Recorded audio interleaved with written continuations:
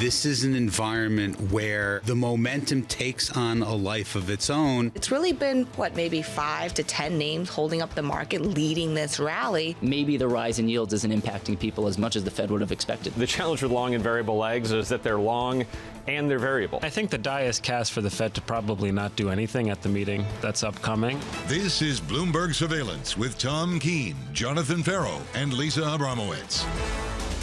The bears are not for turning. Live from New York City this morning. Good morning for our audience worldwide. This is Bloomberg Surveillance on TV and radio alongside Tom Keene and Lisa Abramowicz. I'm Jonathan Ferro. Your equity market on the S&P 500 slightly softer. You go through all the research over the last couple of days. Mike Wilson, Morgan Stanley, still bearish.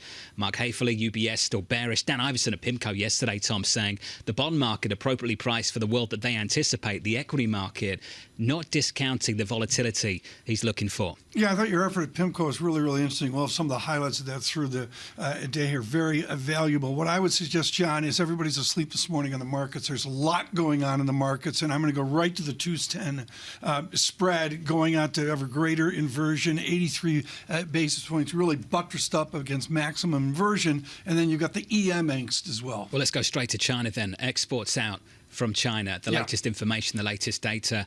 Lisa, the first drop here for 3 months? Yeah. Not great, is it? Especially given the fact that a lot of people are looking for some sort of recovery, and we keep getting information that it's just not happening. What the bleed through here is going to be interesting, and whether China matters as much as it has in the past, given how much decoupling has already happened with this trade data kind of signaling that. It matters if you're long Europe in a big way, because that trade is starting to crack in a bigger way. Marko Kolanovic of JP Morgan coming out and talking about this divergence between manufacturing and services, and indicating, Tom, that if we get convergence, perhaps we get convergence from services coming down to manufacturing, not manufacturing coming up towards services. I think that's in the zeitgeist, the idea that we're going to see services in some way slow down and maybe disinflate that key CPI data is really what we're waiting for. But all of it to me, and you mentioned the research notes, there's a mid-year reset going on. My favorite note so far, Stuart Kaiser at Citigroup. Stu's great.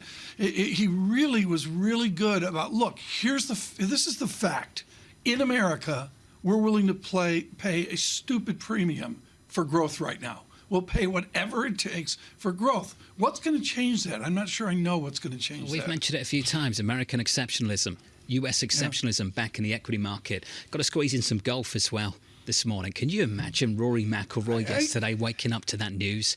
He's turned down hundreds of millions of dollars not to go to LIV Golf, and then bang, the PGA makes an agreement John, without your knowledge. I fell apart with the Oak Hill PGA because that's where I grew up and all the memories of it. In that, I agree with you, the players' heads are spinning, but I think Brendan Quinn in The Athletic was really good. What did he say? The PGA is broke. The bottom line is, what this is really about is they're not Major League Baseball. They're not even the National Hockey League with a huge Canadian deal. Throughout Brendan Quinn's reporting is the reality, the PGA's broke and they didn't have a choice but to affect not a merger, but some form of Saudi investment, some kind of joint into venture. American golf. The tour's up in Canada today for the weekend, the Canadian Open. Sponsored by RBC. So I can see that. I can do this. We're going to have some comments, no doubt, through the weekend and through this morning potentially as well. Let's start with the price action on the S&P 500 equity futures. Just a little softer, no real drama here. Just down a touch by 0.1%. Yields higher by a single basis point. The 10-year 367.36, and just about reclaiming 107 on the euro. Lisa, euro dollar 107 and positive by almost 0.1%. Yeah, it's been fluctuating between 1.65 and 1.065 and 1.07 for quite a while. Right now, we're looking at the 8:30 a.m. U.S. trade balance for April following that China data that you were talking about, which really did show a pretty big disappointment in exports. Do you have a surprise where perhaps the trade deficit in the U.S. isn't as great because of some of these dynamics? I agree. How do we sort of look through this? Thank you for bringing this up. This is not a normal trade data point today. Because of this dynamic, to understand just how much the decoupling is potentially happening and whether it shows up. Today, the Bloomberg Invest Conference is happening in New York. Stanley Druckenmiller of Duquesne Family Office, Don Fitzpatrick of Soros, as well as Ray Dalio of Bridgewater and Brian Moynihan of Bank of America. A whole host of great speakers to really set the stage as we enter this half-year point. It's to set the stage for me talking to Nassim Taleb tomorrow. It's setting the stage for Tom Keene to talk with Nassim. It's always setting the stage for Tom Keene, everything pretty much. and LIV is setting the stage for Tom Keene. And today is also the Bank of America Tech Conference. NVIDIA CEO Jensen Huang and Applied Materials CFO Bryce Hill are going to be speaking, which is going to be interesting. It's NVIDIA's world. We're all just living in it. There's also an AI hearing. Bramo, it's not. It's TK's down in Washington, world. D.C. It's TK's world. We're all living in it. Evidently. Making a career of setting the stage. I take 2 days off and this is what I get. You brought it on yourself. Ben Lader joins us now, global market strategist at eToro. Ben, you've heard the gloom. You've heard all the doom on the equity market. It's funny, the bears aren't changing their minds, but even the people who are constructive on the equity market want to leave tech behind and rotate to the cyclicals. Are you pushing back against both those themes? Yeah, definitely. We're pulling both levers right now. There's only 2 ways to make money in markets. Either earnings go up or valuations go up. And right now, both are going up. And especially the increase in earnings forecasts is shocking, I think, to the bears. But I think it's just a reflection of this resilience that we're seeing in the economy, that consumers still have, pardon the pun, sort of gas in the tank. So, that's the story so far. I absolutely think that growth is going to slow from here. So I think, tech and defensives will continue to, be the place to be. And I think I wouldn't be, too attracted by the sort of siren calls of derated small caps or cyclicals or commodities. So I think this tech exceptionalism has, further to go. And, it makes a lot of sense to me. I look, Ben, and let's go off your great call. I believe it was the end of 2018. I can't remember. But you get a leg up, and we've had a leg up here since October, clearly, into a bull market, which you absolutely nailed.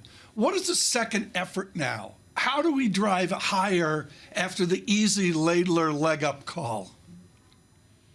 Yeah, so, we're a little bit in no man's land here. I mean, we are looking for the economy to slow a little bit. I think that's inevitable, given the, the 5% rates, what's been going on in the banking sector, spending cuts, et cetera, et cetera. The question is just how big. And I think that will drag inflation down with it, and that will hasten interest rate cuts. I think if you're looking for one catalyst, it's the first Fed cut, which I fully expect to see by the end of the year. I think that is the catalyst for the sort of next bull market, and I think it's going to come with a fairly shallow macro slowdown, which will pull earnings down with it. But I think investors will A, just look over that, and B, I think this is an equity market full of defenses, full of tech, which cares a lot more about inflation and interest rates than it does necessarily about economic growth. There's a lot to unpack here, Ben. Are you basically saying that right now equity markets are more defensive than anything else, especially if they're led by big tech, which also you see as defensive and could potentially rally even in the face of a Fed rate cut, which will happen on the heels of economic weakness? Yeah, the stock market right now is not the economy. It's full of defensives and big tech. It's very long duration. It's not very cyclical. Small caps is 15% of U.S. equities. That's the most cyclical bit of U.S. equities. Tech and its, hangers-on are over 50% of this equity market. I think that's the key distinction. It's not immune, but I think it's very defensive to a slowdown which is coming, and a slowdown which I actually think is going to be, is going to be fairly modest here. I think the recession story is frankly off the table at this point. One thing I find as a nuance, Ben Laidler, is the belief in the healthcare sector of joining technology for gain. What will be the catalyst for healthcare to do better? Yeah, so healthcare has been a little bit disappointing, but, I think it shares a lot of these sort of tech characteristics, this sort of defensive growth, these strong balance sheets, these big profit margins, these big moats. And, it hasn't historically had the growth rate that tech has, but it is certainly seeing some sort of pockets of growth. There's a lot of these sort of weight loss drugs, coming to market. That's really turbocharged, Novo, Eli Lilly, Pfizer. And so, I think you can downplay or overlook some of the growth that healthcare really has. And it has a lot of those other sort of defensive sort of growth characteristics that are being rewarded elsewhere in the market on maybe on a less than S&P 500 multiple today. So I think it stacks up as a decent place to be right now. Ben, I just want to finish on momentum. We've known each other a long time. You're an incredibly bright, intelligent man. Sometimes when you see moves like this, you need to park your IQ and just sit there and just chase the rally. Ben, how do you actually do that? Can you walk me through just the process there? When you see names up 150, 180%, and people come on programs like this saying things are stretched, then the next week we're up another 15. 20% on those single names, Ben. How do you go about, what kind of process do you have to sit there and say, you know what, we need to park the IQ, don't be too smart about this, and just go with what's working? I'm not saying you need to chase something that's up 100 or 150%. I do think the biggest risk right now is not being in the market. And every week I see 10 billion being pulled out of US equity funds week in, week out. So I think this is a massive, massive pain trade. I think you need to be in the market, be diversified, don't, own a basket of stocks, don't chase that sort of one stock wonder. But again, I think the biggest risk is being out of the market, not in. This is a massive pain trade for people. And, again, when sentiment is this bearish, you don't need good news. You just need less bad news. And I think that's been the story all this year. The whole of 23 so far. Ben, thank you. Ben later there, Vitoro. City out with this in the last week. It's a great line. Absolutely love it. Lisa, the pain trade with a capital A, a capital I. Yeah, that's exactly right. Big time. Basically, this is all driven on people thinking that big tech was going to fall behind, and it was anything but. And so not only are they out of stocks, they are out of big tech names. And oh yeah, guess what? If they're playing catch up right now, they might be chasing something at the very end of at least the boom, if not, even the rally. I'd be absolutely terrible at this, Tom. We've talked about it a million times. You overthink yourself into cash. And you sit there and you can't move. You can't move. Getting back in. The research on this is, good morning, Vanderbilt and UMass Amherst are the best on this. The research is clear as about that's so much harder to go from cash back into a short position or back into a long position as well. Yeah, although I will say you start to hear things like defensive growth. What does that mean? Defensive growth. I mean, when you start talking about growth, defensives, what does it mean to have risk versus safety if you have basically the entire development of a new industry? I think AI is way overrated. For example, the Apple roadshow the other day, virtual reality. Did you get one, John? I can see you in that headset. Yeah. I'm living in my own reality already. Surveillance. I mean, I don't get it. Full disclosure. I saw a couple of people make this observation. There were a lot of presentations there, but hardly anyone actually wore the headset. Exactly. You noticed that too? Yeah. What I would notice is they released a new Mac Pro, their state-of-the-art creative computer. Seems reasonably priced, got no headlines at all, and that's where the unit growth's coming from. I hate it. Fancy mass things. I hate it. Some of the reviews. How do I look, folks? They're going to be able to predict at some point surveillance on TV what you're actually going to click on, based on the movement in your pupils and. Do you think if they see my eyes coming through, will they see my glasses? I'm not sure how it works, Tom. That's beautiful. Camera's not picking you up right now, but that looks great. There's a commercial for Apple. Troy Gajewski, Chief Market Strategist at FS Investments in the next hour. Live from New York City this morning. Good morning to you all. Equity futures, just a little softer. Now we got to get a pair of those for Tom Keene. Keeping you up to date with news from around the world with the first word. I'm Lisa Mateo. Well, it's official. Former Vice President Mike Pence has announced he's challenging his former boss, Donald Trump, for the 2024 Republican presidential nomination. In a video released today before a kickoff event in Iowa, Pence said, quote, different times call for different leadership. Pence joins a crowded GOP roster with more than 10 candidates that is still growing. Ukraine is rushing to evacuate people from flooded areas after that explosion at a major dam in the southern part of the country.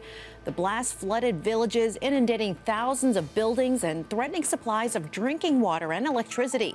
Kyiv has blamed Russia. The Kremlin denies responsibility. In Canada, more than 100 wildfires continue to burn out of control. Thousands of people in Quebec have already fled their homes, and more evacuations expected today. The effects are being felt as far away as 500 miles.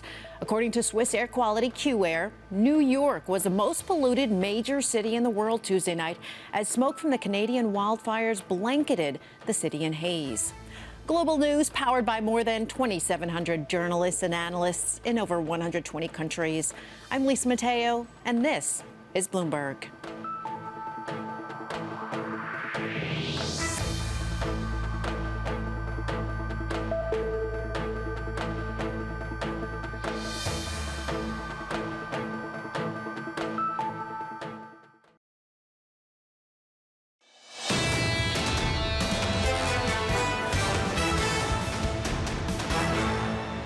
Have leaders who have shown us over and over again that not only are they devoid of character, but they don't care. You will have no doubt in your mind who I am and what I stand for and whether I deserve it. I intend to seek the Republican nomination for President of the United States in 2024, and I want your support.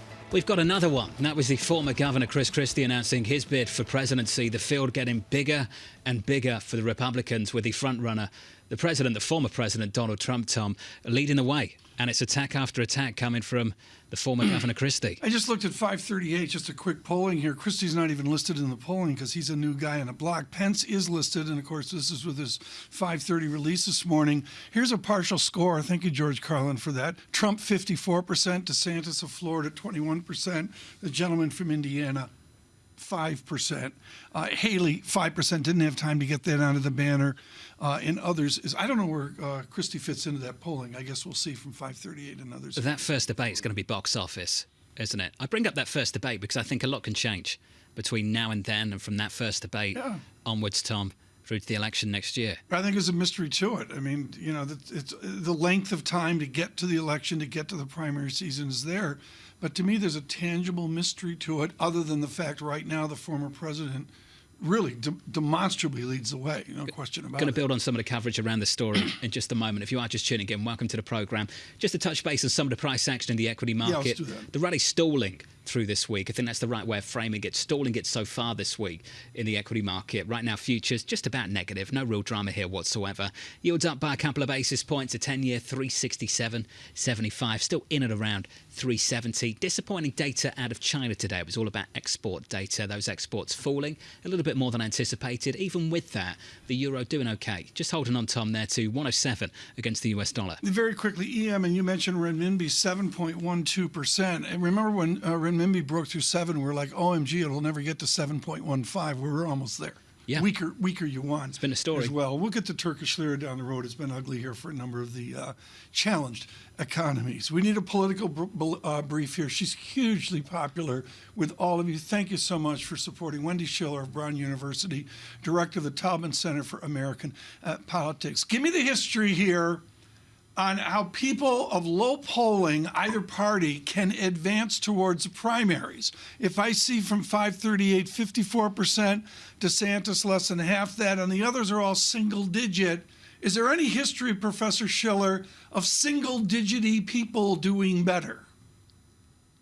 No substantial history. I mean, you remember the expression, the big mo? And we were talking about George Herbert Walker Bush way back when we talked about the big mo. And people perceived other people as more palatable, and he ended up getting the nomination in 1988, for example.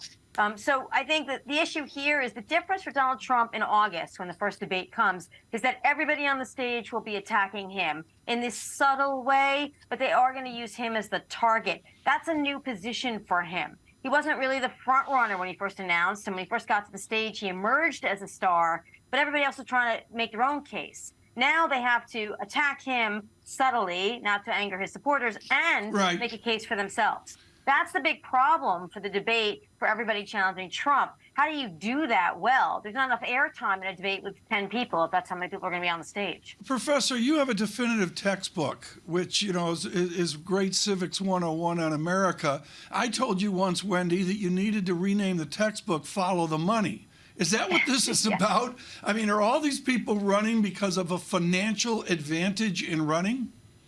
Well, that has become a new cottage industry that, you know, with the advent of social media and a way of making a reputation without the mainstream media, then you have a way of getting speaking gigs, of raising donations. I mean, it just changes everything. But I still think you need the biggest money donors to make it through the primary season. To really launch a challenge to Trump, for example, you need Chris Christie. Where's he going to get the money? There's a couple of people in Jersey that have given a lot of money to the Republican presidential campaigns in the past. Are they going to back Christie? Are they going to back Mike Pence? I mean, with enough really big money, you can run enough ads in some states where Trump may be the nominee, but not super solid, to dent him.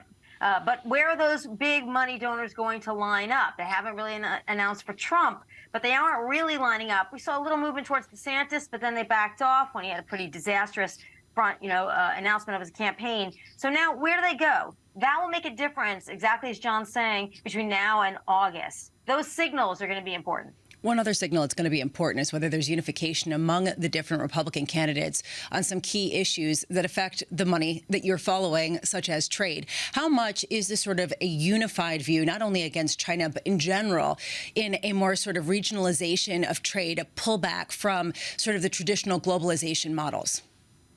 Well, Lisa, this is an amazingly important point because our primaries are still regional, right? And so you still need the big money to worry about regulation and free trade and taxes. And that's pretty constant. That's what they've always worried about. But they also want stability and certainty. They don't want chaos. They don't want unpredictability. And it's funny because, not funny, but Trump, presents pretty chaotic future. We don't know what he's ever going to do in any given moment. But now DeSantis has proven to be someone who may not be predictable, who may kind of want to jump the shark in terms of regulating business with his feud with Disney. Is he really a reliable investment? And that's what I think businesses are looking for. It's traditional Republican platform, but it's also coupled with certainty and competence in terms of smooth government running. We saw McCarthy sent that signal clearly to Wall Street. I will make sure the trains run on time, and I won't crash the economy. That's a very clear signal. One big question I keep hearing from analysts on Wall Street is if the rhetoric on both sides of the aisle is rewarded if it's inflammatory toward China in particular, saying that we want to isolate them, we are in a huge rivalry with them. How are we going to soften the tensions even as Tony Blinken heads over to Beijing? Well, I think the question is how much knowledge or how much credibility do these Republican candidates for president have on foreign policy? Trump made China the enemy, right? Very large tariffs. And then with COVID, blaming China. How's he going to walk that back? He's not going to be able to do that. And Ron DeSantis, just had a big Asia trip trying to sell himself as somebody who can negotiate the world stage. Mike Pence has a pretty calm demeanor. What's he going to do? How's he going to sell himself this way? And the rest of the candidates don't really have, well, except for Nikki Haley, have a lot of foreign policy experience. So who's got the credibility in the Republican primary on China? And China doesn't even know. Who do you really look to and say this person could get elected and we can do business with them? That's where Biden has been somewhat measured with China, as you just point out. Secretary of State is sort of attacking China, but not attacking China. And that's going to be somewhat calming as a signal, I think, to the business community. Wendy, there's one name that we haven't mentioned, Governor Youngkin. Wendy, there's this feeling at the moment from people I speak to that the worse that Governor DeSantis does, or rather the fact that he's not improving, the more Governor Youngkin thinks about making a run. How are you thinking about that one? I just don't know that he has, the ability to jump to the national stage with any force or energy. He's got a good platform. He won an election against somebody who was well-known and not always well-liked, Terry McAuliffe, in Virginia, so he got kind of lucky with his opposition. And Virginia's still a swing state. It's swung more to the right recently, but it's still a swing state. Do you really nominate for your nominee somebody who cannot absolutely deliver their own state? DeSantis will deliver Florida, but we saw Al Gore did not deliver Tennessee. These are things strategic people worry about, money people worry about. Can he sell himself really to money people to make a big enough launch? Interesting. Wendy, just wonderful to get your perspective. Wendy Schiller there of Brown University. China a feature of that conversation. Usually with pollution, it's blame China, TK. A little bit different over the last 24 hours here in New York City. It's blame Canada. Blame Canada and the wildfires. Well, I don't blame Canada, but yes, it is about many. It's a bit of a joke there, TK. Yeah. Not literally, but many wildfires in Canada. Let's get some perspective here. This is from Air Matters. I actually use this app when I'm in China. And John, Manhattan is worse than Delhi right now. It's a little bit dated off of last night. Manhattan 154, Delhi 151. Shanghai always polluted 80. New York City expanding from like a 50 or 45 level as well. Washington D.C. is actually a little bit worse than New York City right now, but the forecast here is good. The forecast in Delhi is not good. You could really feel it yesterday, landing in JFK, coming down through the smog, this red kind of tint to it, this orange tint, Bramo. You can feel it. Oh, yeah. You can feel it for sure. It would have been a good day. It would have been a sunny day. It would have been a clear day, and it felt like the rain clouds were coming in, but it wasn't rain. It's like Bramo on the equity market. It was a toxic brew. Something like it literally that. was Something a toxic like brew. It's better this morning. Alberto Gallo in a studio on credit. Up next.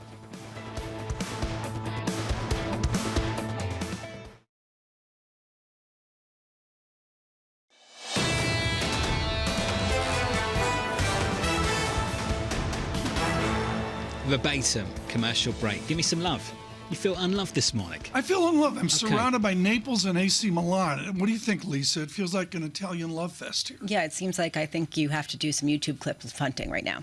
Yeah. You feeling neglected? I had 2 days off, and it was hell. We'll get some people to give you some My love. vacation is this job. It's not like a real job. This is the like vacation. I feel like I'm on the PGA. Wow. I'd love to know what you feel like on actual vacation if this is the vacation. I haven't taken a vacation in a long time. I don't do vacations. Okay. Here's your equity market on the S&P 500. I'll try and make this a little bit more cheery for you. Equity futures just slightly positive. We turned positive in the last 10 minutes or so. Nasdaq going nowhere. Nasdaq has been going somewhere, though. Wow. Since early May, when the Fed last met, this equity market, the Nasdaq 100, is up by around about 12%. Now think about that. You've had a 12% move even with this in the bond market. So pull up the 2-year. Take a look at the 2-year. So when the Fed last met, May 3rd, at the end of the day, we were at 380. We've added 70 basis points to the front end of the yield curve, and still, this equity market is doing quite nicely. John, everybody's writing their mid-year reviews. I mean, we're on there. They're starting to creep out. Ellen Zentner, I know, did one a couple days ago for Morgan Stanley. Here's the mid-year review. Dow up 1%. SPX up 12%, NASDAQ Composite up 27%. There's your mid-year review. Where was everybody? It was a lonely crowd, 12/31/22, saying get on board. We're back to these secular growth stories where the economy doesn't seem to matter, valuations don't matter, because it's going to be bigger than the dawn of the internet. Bramo, AI. And I go back to that phrase from Citi, the pain trade. Ben Lader, eToro called it a pain trade. Many other people are too. The pain trade with a capital A and a capital I. Is the pain trade real? Is the pain trade just people getting stopped out of their bearish positions, or is this something that has legs? And that, I think, is one of the big debates underpinning the mid-year calls. And the study here, the zero hedge summaries every afternoon are great on this. The study here is what is the level of gloom out there? And the answer, I believe, Lisa, correct me if I'm wrong, is it's pretty gloomy. I mean, there's a lot of people betting against this move. But how much do you see, and John, I'd ask you this, how much do you see people saying they're gloomy and they're saying the economy is going to roll over, but then you ask them about their positioning and they're like, well, you find defensive growth. Okay, well, what does defensive growth mean? Or they find, stocks that have good, solid income, which is big tech. I mean, at what point is this really bearishness? And when it goes to credit, what do we hear? We want to go up in quality. Up in quality is what you hear from every single cross-asset strategist on this program. We're going to go up in quality right now, and what it's about is asking about the markets. We had this with John Farrell's leadership yesterday, a modest effort out at PIMCO with some very, very smart voices. We're going to dovetail it into a conversation with Alberto Gallo of Andromeda Capital Management. John, I want you to bring in Alberto here, and I want you to bring him in off the detailed discussion on and off camera yesterday at PIMCO about what the moderate end and the long end is going to do. And you mentioned on the break the term premium. Bring that into the shock that we could see price down and higher long-term yields. Well, I think you have to start with the inflation target of the Federal Reserve, which is 2%, and you have to make a call on what they're going to tolerate. PIMCO believes they'll tolerate 2-point-something. Clarida has been very visible on that. The former Fed vice chair. And ultimately, they're going to carry on forecasting a return to 2 whilst accepting and tolerating 2-point-something. So something maybe even approaching 3. And with that in mind, there is a call on the long end that you start to price in and rebuild this so-called term premium around the inflation story, and you end up with a steeper curve. So that's the long end yields shifting higher. This is the call right now, Alberto, from the likes of PIMCO, and I think that you're thinking about a similar thing. So look, we had 500 basis points of hikes, and the job market is still pretty solid. So there's something central bankers are not doing, and that's the long end of curves. If you think about a large company in the US, you can fund at 3.6% roughly plus a spread, and then you can invest in T-bills. That's a carry trade. Same for homeowners. 98% of homeowners, according to Goldman Sachs research, has a mortgage that was issued at lower rates. So if you just hike the short end, even to 6%, that's not really tightening. You're doing half of your job as the Federal Reserve. So what you really need to do is to make sure that the long end funding cost also goes up. That's how you tighten financial conditions. And so far, that hasn't happened. So it's really, if central bankers are serious about what they're doing, there needs to be some steepening in the 5-year and the 10-year point of the curve. And that's really what's going to hurt financial conditions. That's going to tighten asset prices. But that hasn't happened yet. So let's make the policy call. Do you think they need to rethink QT? The kind of maturities they let roll off, maybe even think about selling? So suppose you get to target. Suppose you hike close to high 5, maybe 6%, and then inflation remains above 2%. We think it will be above 3% at the end of this year in the US. Wow. And what do you do with QT? You need to start thinking about QT. You can't just hike the short-term rate. And so you need to think about balance sheet reduction. There are no targets on that. Remember, the Bank of England talked briefly about it at the end of May, and gilts widened 50 basis points in the 10-year. So there's a lot of sensitivity there. There's a lot of banks, but also non-bank financial institutions that are long duration, and we need asset prices to calm down. So we're not going to have a recession here, but we are in an asset price recession. The investable world is shrinking. China potentially is not investable, and so everyone is going into fewer assets in the U.S. like tech or like high-quality credit. Everyone is long high-quality credit. Surprise, surprise, it has a very high duration, so we don't like it in this environment where there's a lot of treasury issuance and the long end of curves can steepen. But there's this issue if you do see exactly the scenario that you're talking about, which is a surprisingly hawkish Federal Reserve. Wouldn't that be a huge support for the dollar, especially in this non-recession kind of period where people are consolidating their wagers on an area of dynamism and growth? Look, the pain trade now is clearly, markets going up and, other currencies going up. But if we have a persistently hawkish central bank, and if the long end goes up, then the consequences for markets are pretty heavy. We're having VIX at 14 now. Credit spreads in CDS in particular at record lows. So, there's some pockets of value, but you want to really be careful about that move in the second half of the year where liquidity is going to contract. There's a lot of treasury issuance, ECB, QT, and then the BOJ exiting yield curve control. How do you play, though, a pain trade? So essentially, it's very important to be able to stay in the trade here. There are some longs that are very interesting with double-digit yields. So, obviously rates are higher, but you can get 10% plus yields on credit in some niches of the market. Some of them are in Europe, which has been unloved. Give us an example of that. Double-digit yield, where? So, talk about national champion banks in Greece or Italy. Greece is going to investment grade this year, post-elections. So there's very few countries that are going into the investable universe from being less investable. And Greece is one of them, from high yield to investment grade. This is what you're doing. So, I can name the names. You're thinking about the Unicredits of this world, these big banks, national champion banks, Italy, across Europe. Is that what you've been doing? It's more popular now, but obviously in March and April, there was a big opportunity to buy some of these, and so we're keeping them. And then also European high yield, we're having a differential of around 6 months or maybe longer in the credit cycle between Europe and US. So defaults are going to rise, but they're going to, say, 3.5 to 4 in Europe. They're probably going to 5 in the US. Everyone is long high-quality credit. It's the easiest call. But spreads at 70 basis points on investment grade, they don't really pay you. So you need to barbell your portfolio. You need to have some bills if you want and have some high yield. Has there ever been a time where you've been this positive on European banks? And I ask this because you flagged the joke that what's the first thing that an alien does when he lands on Earth? He destroys a European bank. So why is it that now you think this time is different? So that's basically tells you that people normally are pretty bearish on Europe, and we had peak bearishness in March and in April. So that's where I got excited. Unfortunately, the window was very short. It wasn't a long-lived panic, but there's still value. And look, we do think something else will break between now and year end, so we're keeping some powder dry. How much does China really factor into whether you're going to be willing to double down on your European bet? So look, China is definitely been a drag on EMs. There's a lot of stressed credits in EMs, a lot of countries that have restructured, but unfortunately a lot of value traps there. In Europe, the Chinese, the foreign demand is weaker, but domestic spending is really high. There's no government, even in the periphery, that has talked about austerity, right, as far as I can remember. So that's very supportive. Nice bond talk. How did Napoli do it? I mean, Napoli was not considered. How did Naples in Italy do so well this year? I mean, Naples is always a contrarian trade, right? It took 20 years since Maradona, but... okay, we call that Tottenham. But Tottenham has a new coach in the last 24 hours from Glasgow, right? They do, from Celtic. What are the best practices of Napoli? Is that how you pronounce it? Yeah. Napoli. What is the best practices in Napoli that the loser Tots can do?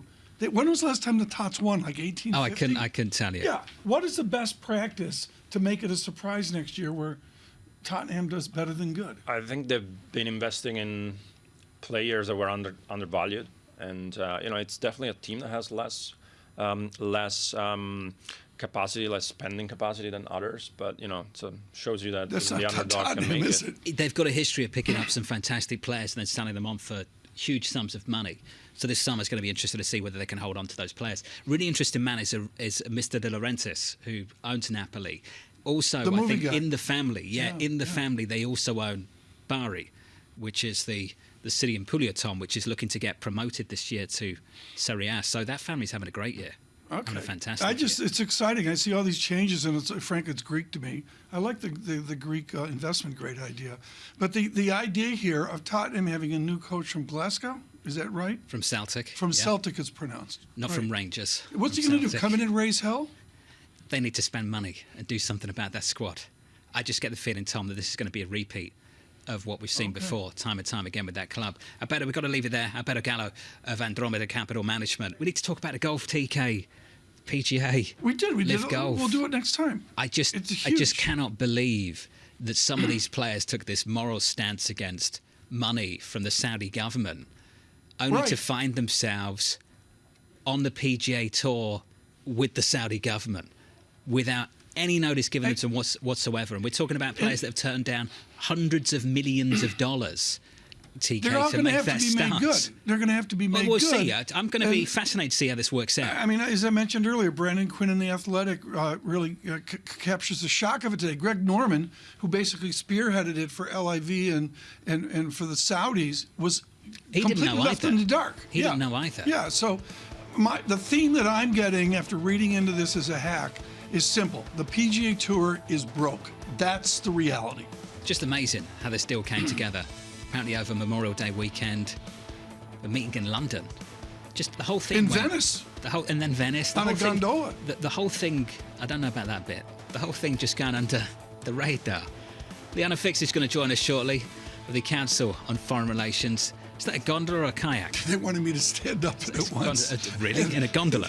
Really? That little place where everybody meets. Mrs. Keene wanted a photo, and the guy said, "No, that's fine, sir. We don't want." How's your stability on one of those things? Nothing. Dramamine. Yeah. No, stay seated. Stay with seated. An Aperol spritz. I'm sure. A few of them. From New York City, equities unchanged. This is Bloomberg. Keeping you up to date with news from around the world with the first word, I'm Lisa Mateo. The global economy is set for a weak recovery, according to the OECD. The organization's latest economic outlook forecasts a 2.7% expansion of world output this year and 2.9% in 2024, both below the average in the 7 years before the pandemic.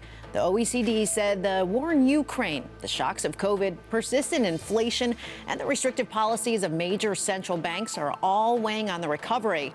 The caution follows a similar outlook from the World Bank. U.S. Secretary of State Antony Blinken is said to be planning a visit to China in the coming weeks for talks with top officials, possibly including President Xi Jinping. Now, the Blinken had planned to visit Beijing in February, but scrapped that trip after Washington identified what it said was a Chinese spy balloon crossing the U.S. And Citigroup CEO Jane Fraser visited Beijing this week. She's the latest Wall Street executive to travel to China, despite growing geopolitical tension with the U.S. Citi says Fraser met with the nation's top financial regulator, as well as deputy governor of China's central bank. Her visit followed similar recent trips by American business titans, including J.P. Morgan Chase CEO Jamie Dimon and Tesla's Elon Musk. Global news powered by more than 2,700 journalists and analysts in over 120 countries. I'm Lisa Mateo, and this is Bloomberg.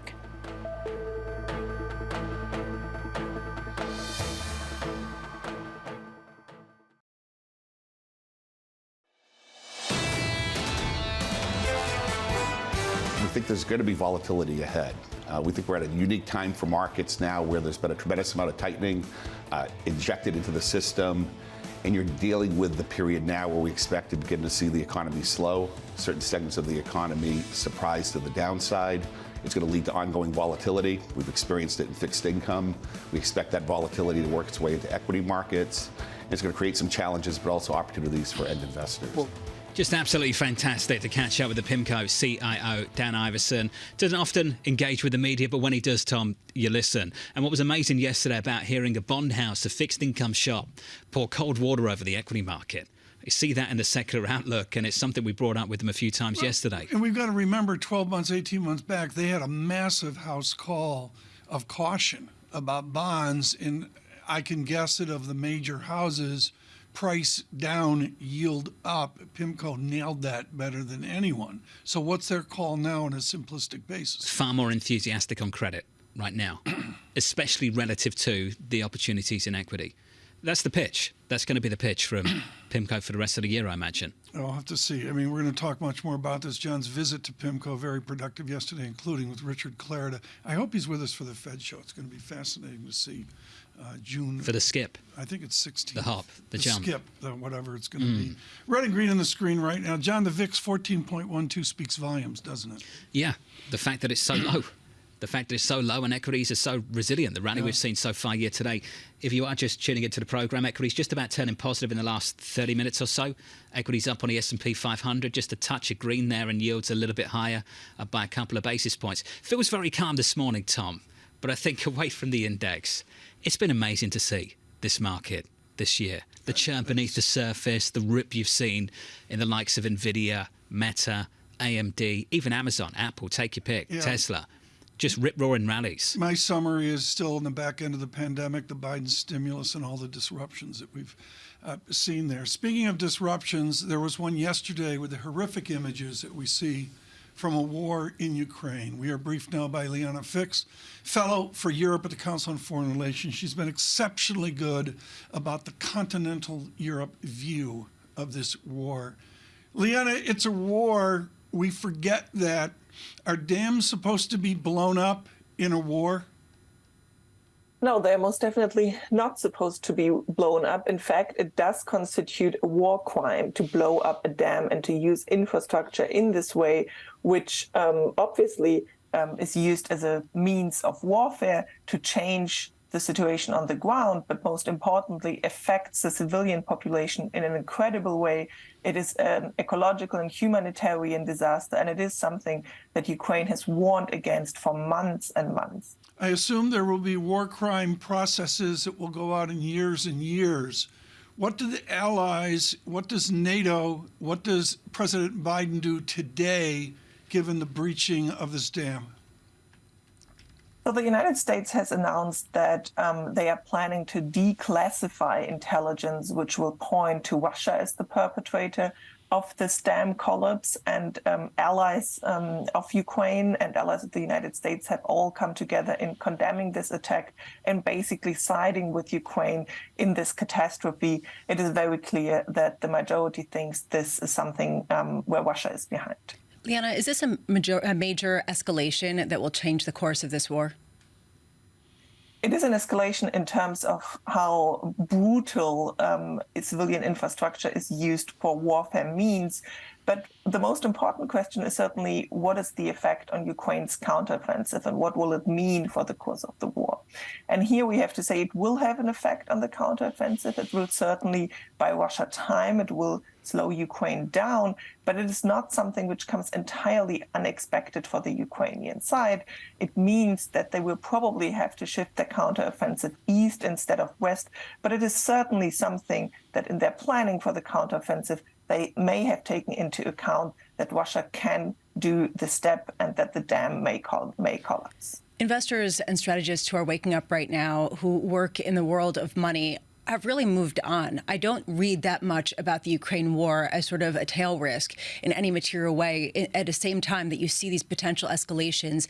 How are you viewing the potential risks at a time when a lot of people are just hoping for some sort of solution, but not seeing anyone anywhere on the horizon?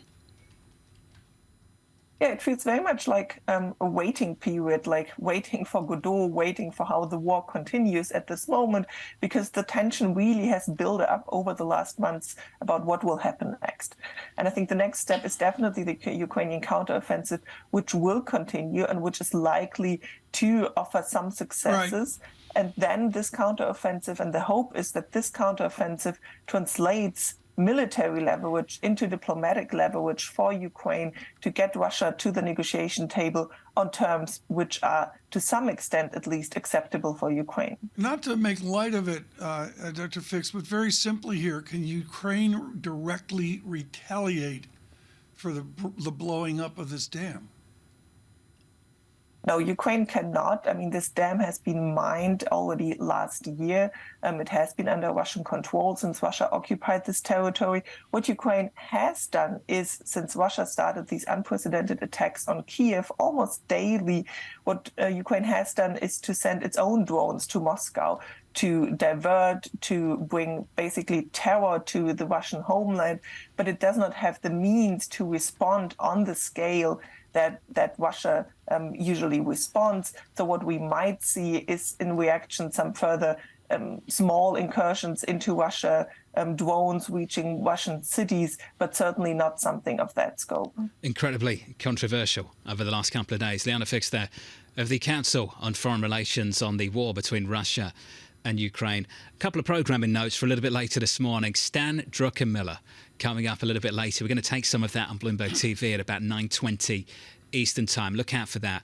TK, what an investing legend. We're talking about 30% returns over 3 decades in his fund. Just phenomenal performance for a long, long time. He's never gotten the credit for this. I've actually had the privilege of talking to Mr. Soros about it. And this is many years ago when Mr. Soros was much more healthy than he is now. He's pretty fragile. But Druckenmiller was what he was. He was way out front with strategic and tactical trades, and he just continues to do that year after. He's had some challenges along the way. He's been very good about his challenges. One thing I love about Stan Druckenmiller is when he gets it wrong, he's like the first one out to say, oops, that didn't really work. I agree with you on the credit issue, though. Why is it we always give all the credit for that big sterling call in the early 90s to Soros? No, there's the media. When it was Druckenmiller that basically came up with the trade. Yeah, I mean that's what it was. So Brian Moynihan joining us today, and very cool. I will say this forever for the banker's banker. I remember the conversation we did in Davos with him, the detail. Yeah, he knew like the tellers' names in Cincinnati, I think. But Moynihan had to pick up the pieces from Ken Lewis. And we forget about how these people got to where they got, including Stan Druckenmiller. That Bloomberg Invest conference starting a little bit later this morning. Of course, we'll have full coverage for you over the next couple of days. Lisa, AI is going to be a part of that conversation with Druckenmiller. We're not going to do that global macro stuff and just sit on the Fed, fixed income and the economy. AI is going to be a feature of that chat. It's exactly what I was going to say. We're going to be talking more about specific sectors, specific names, active management, and less about macro bets where people are saying the Fed is kind of not full front and focused in the same kind of way that it has been for the past couple of decades. So what do investors that have their training in macro do? How much do they sort of go back to the single name and single sector and AI type of enthusiasm? Well, they can identify a big momentum trade that they want to hold on to. A TK, that's for sure. I'm just thinking of the percentage of people, let me get closer to the mic. Please do. The percentage of people who feel behind. You think? Going into June. It's growing as the year grows older. Can you imagine as the rally continues to build? I know. You're 800 basis points behind the market. Andrew Sliman and Morgan Stanley said it. Yeah, he talked to the team here at Bloomberg. He said by the time you get to fall, you're looking around, you were talking up 5% cash and the market's ripped double digits. You've got a problem on your hands, haven't you? I think you got a huge buy side, sell side, all of it. You got a huge problem. Troy Gayeski of FS Investments is going to join us shortly. Looking forward to that chat as well. Just to sum up the price action for you this Wednesday morning. Good morning to you all out there. Your equity market on the S&P 500, just about positive in the last 30 minutes or so. Keep saying no drama. Really no drama at the moment at the benchmark level on the S&P 500. Elsewhere, yields bleed a little bit higher, up 2 basis points, 368.52. 1 week away from the Federal Reserve. If you're wondering where the Fed speak is this week, there's no Fed speak this week because we are in the quiet period. Auctions? The quiet period. We've got tons of T-bills coming to market. Tons. Hundreds and hundreds of billions over the next several months. We can chat with Troy about that. From New York City this morning, your market looks a little something like this. The equity market just slightly positive, and we're all hoping in New York we see the sun today. We see the sun and maybe we can even breathe, Bramo. That would be nice, wouldn't it? Dream big. The sun, and hopefully it's not just a glowing ball of orange. Let's just put it that way. Big dreams.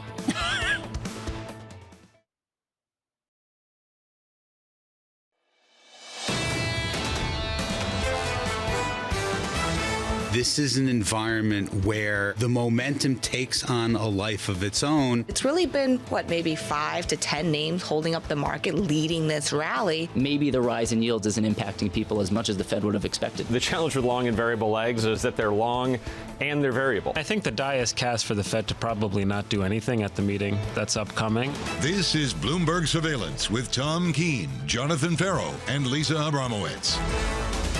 From a beautifully polluted New York City this morning.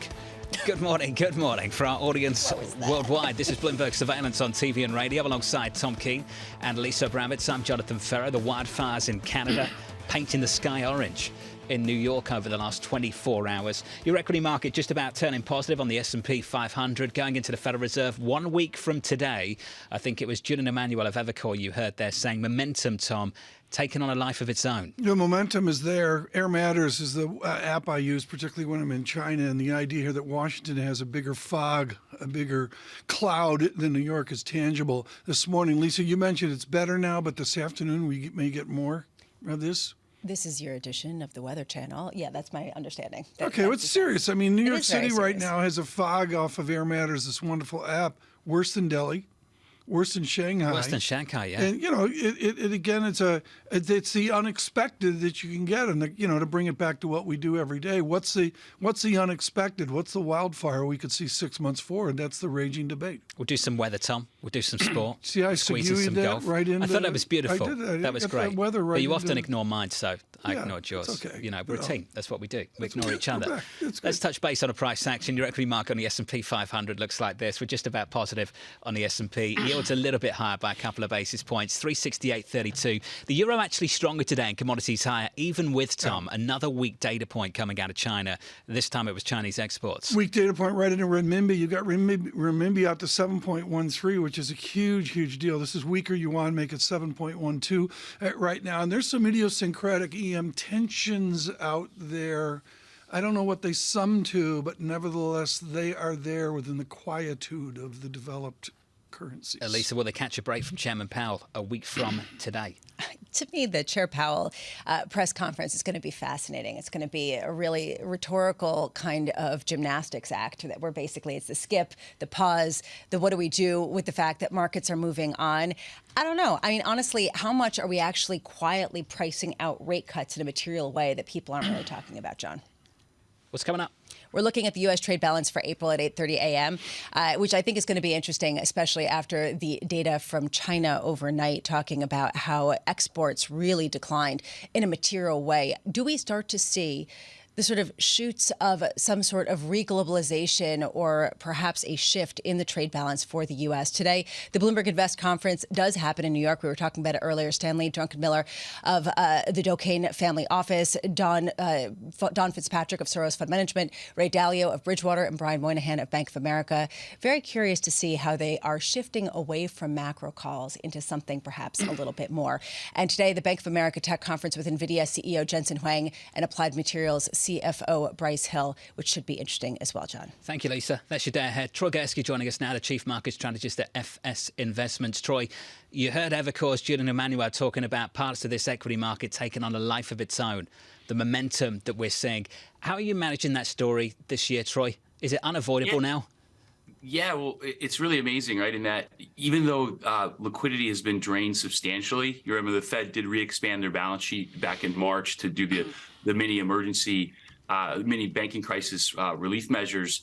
And there's still $20.6 trillion of money supply and over $5 trillion in money markets. And, so basically what's happened, right, is equity markets have found a shiny new penny. It's called AI. It's got great growth potential. But we've already taken some of these companies to 30, 35 times sales. And from our team's perspective, really in the near term, NVIDIA is one of the only companies that will benefit from it directly. That's already showed up in forward revenue and earnings expectations. But to the prior points, it's a very, very narrow rally. And the number one thing we're looking at now is we're about to have the greatest liquidity suck that markets have ever seen over the next 3 to 6 months. I got 8 ways to go here, Troy. I thought your research note was great. I want you to take the liquidity dynamics right now and fold it into your wonderful phrase that demographics is destiny. How does demographics as destiny advantage American technological exceptionalism and the stock market? Yeah, great question, Tom. So first of all, in terms of the forward liquidity path, remember the next 3 to 6 months will be the first time since the end of 21, or really close to market history, where you have bank lending officially stagnating, which is obviously real economy bad. Because remember, in 21 and 22, when the Fed was starting to drain their balance sheet in 22, banks were lending aggressively. So bank lending stagnated. The Fed is back to doing aggressive QT, really close to their $100 to $110 billion a month drainage, which is obviously really rough for money supply when it's already contracting at a record pace. And then on top of that, thankfully, the debt ceiling was raised, but now you're going to have close to $1 trillion of T-bill, note, and bond issuance over the next 6 months. So those three factors are coming together at a time where equities are back up to over 19 times forward earnings. So it doesn't paint a great risk-reward picture. Okay, it doesn't paint a picture, but you've been great about this, Troy. We talked to Ben Laidler earlier with the same idea. How do you justify staying in the market? I don't hear Troy Gayeski going to cash or to bonds. How do you participate in the market? Yeah, so look, I think the whole key to this period of the cycle, right, which we're calling the galactic mean reversion, after 13 years of outrageous performance, very similar to the last decade, you want to focus on strategies that already have a rich opportunity, but on the margin have gotten slightly better because of the constraints in bank lending. You know, one example would be senior secured commercial real estate lending. Another would be middle market private credit. You know, what we're trying to do on our multi-strategy is reset our defensive positions, which courtesy of 14 handle on the VIX, you can actually put on downside protection again pretty cheaply relative to where we were 6 months ago. Different trades than coming into 22, but still provide downside protection. So if you can make, you know, high single digits in strategies that have much less downside risk in the upcoming recession or the next leg down in this bear market, that's really the way to go, because you don't need to make 15 or 20% to hit your actual goals. You just need to make high single digits to potentially low teens. So I'm not a fan of trying to call tops or call bottoms, but the reality is there's just a lot less upside left in this rally and potentially meaningful downside over the next 6 months, driven by the liquidity suck and also driven by the highest probability of a recession that we've had since the pandemic. Is Apple a defensive stock, Troy? Pardon me? Is Apple a defensive stock? Yeah, so defensive is a strong term. We think of it more as a quality place to hide out, or a quality stock to hide out in when there's so much uncertainty in the economy. So you can think of that as more of a flight to quality, when obviously the banking system is struggling from an earnings standpoint. Cyclicals and value have gotten hammered. But yeah, compared to some of the go-go growth, defensive would be a good way of thinking about it, Lisa. Hey, Troy, got to get your view. Troy Gayeski there of FS Investments. Talking of Apple, this from Dan Ives of Wedbush. Raising their price target from 205 to 220, street high, reflecting increased confidence in this upcoming iPhone cycle, reiterating the stock as an outperform. Based on their current analysis, they estimate roughly 250 million iPhones have not been upgraded in over 4 years, and sets the company up for a major installed base upgrade cycle heading into this anniversary 15-year release. TK, that's the call from Dan this morning. He is a perma bull on the name. We're clear about that. But given the gains this year, he's been right in 23 in a big way. What he's been right about, and we don't do buy, hold, sell here, but we can point out that there's all this talk about, OMG, the phone costs $900 or $1,000 or $1,100, $1,200. And the surprise in the last 12 months, and it's when you see the moonshot of Apple off of October, is you're buying them through the phone companies, which are hugely subsidizing the purchase. Are these $1,000 purchases for people? And the answer is no. Monthly pay plans.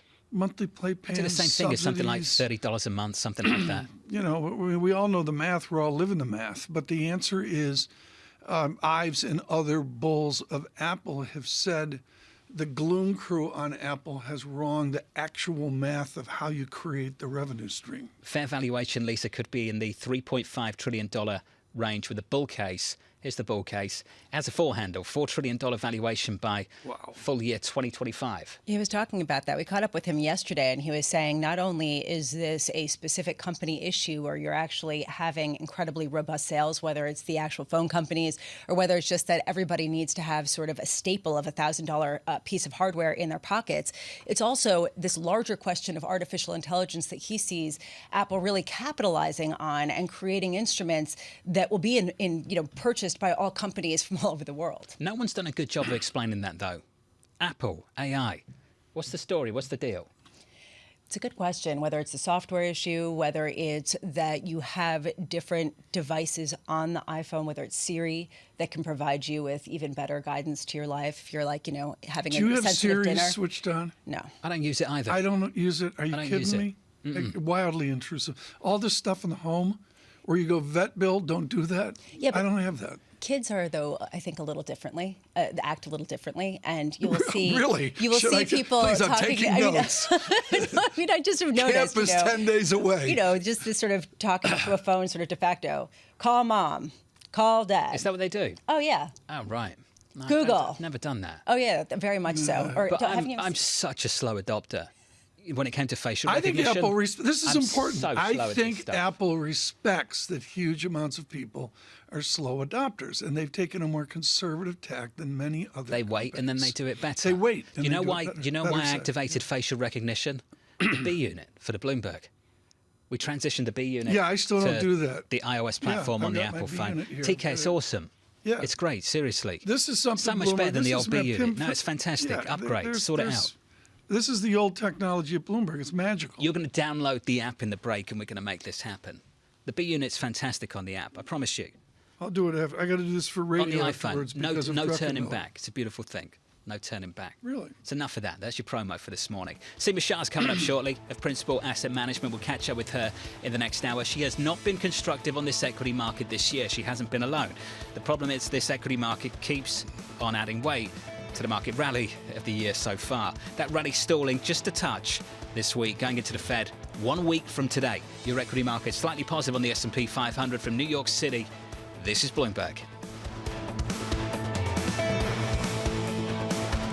Keeping you up to date with news from around the world with the first word, I'm Lisa Mateo. It's official. Former Vice President Mike Pence has announced he's challenging his former boss, Donald Trump, for the 2024 Republican presidential nomination.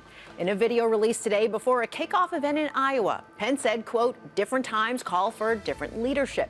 Pence joins a crowded GOP roster with more than 10 candidates that is still growing.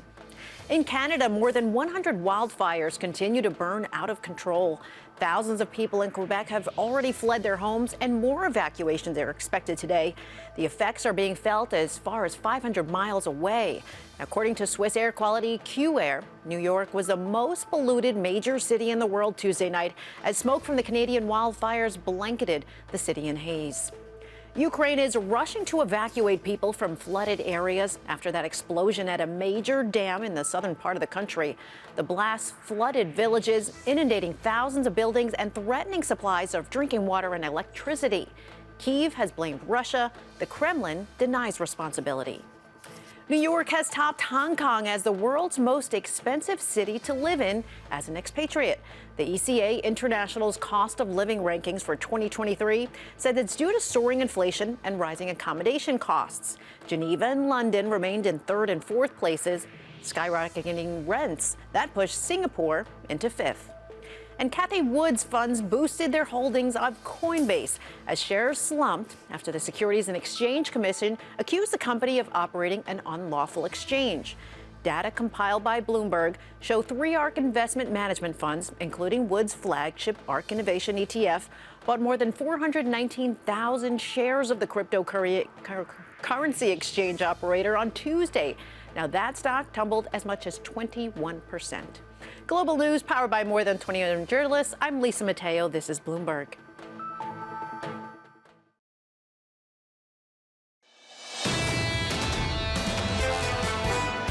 There are many uncertainties as usual when it comes to the oil markets, and if I have to pick up one, the most important one, it is China. 60% of that growth set to come from China. If Chinese economy weakens or grows much lower than many international economic institutions believe, this can lead to a bearish sentiment.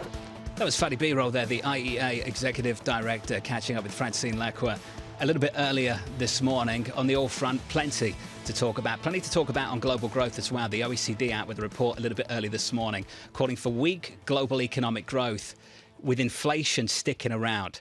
And that increasingly is becoming a wider and wider held view. I want to touch base with a price action just about unchanged on the S&P 500. Futures slightly green in the equity market. Yields just a little bit higher by a couple of basis points, 368.71, just short of 370 on a 10-year maturity. In the FX market, the euro slightly stronger, 107.20, positive by almost 0.25% on that currency pair.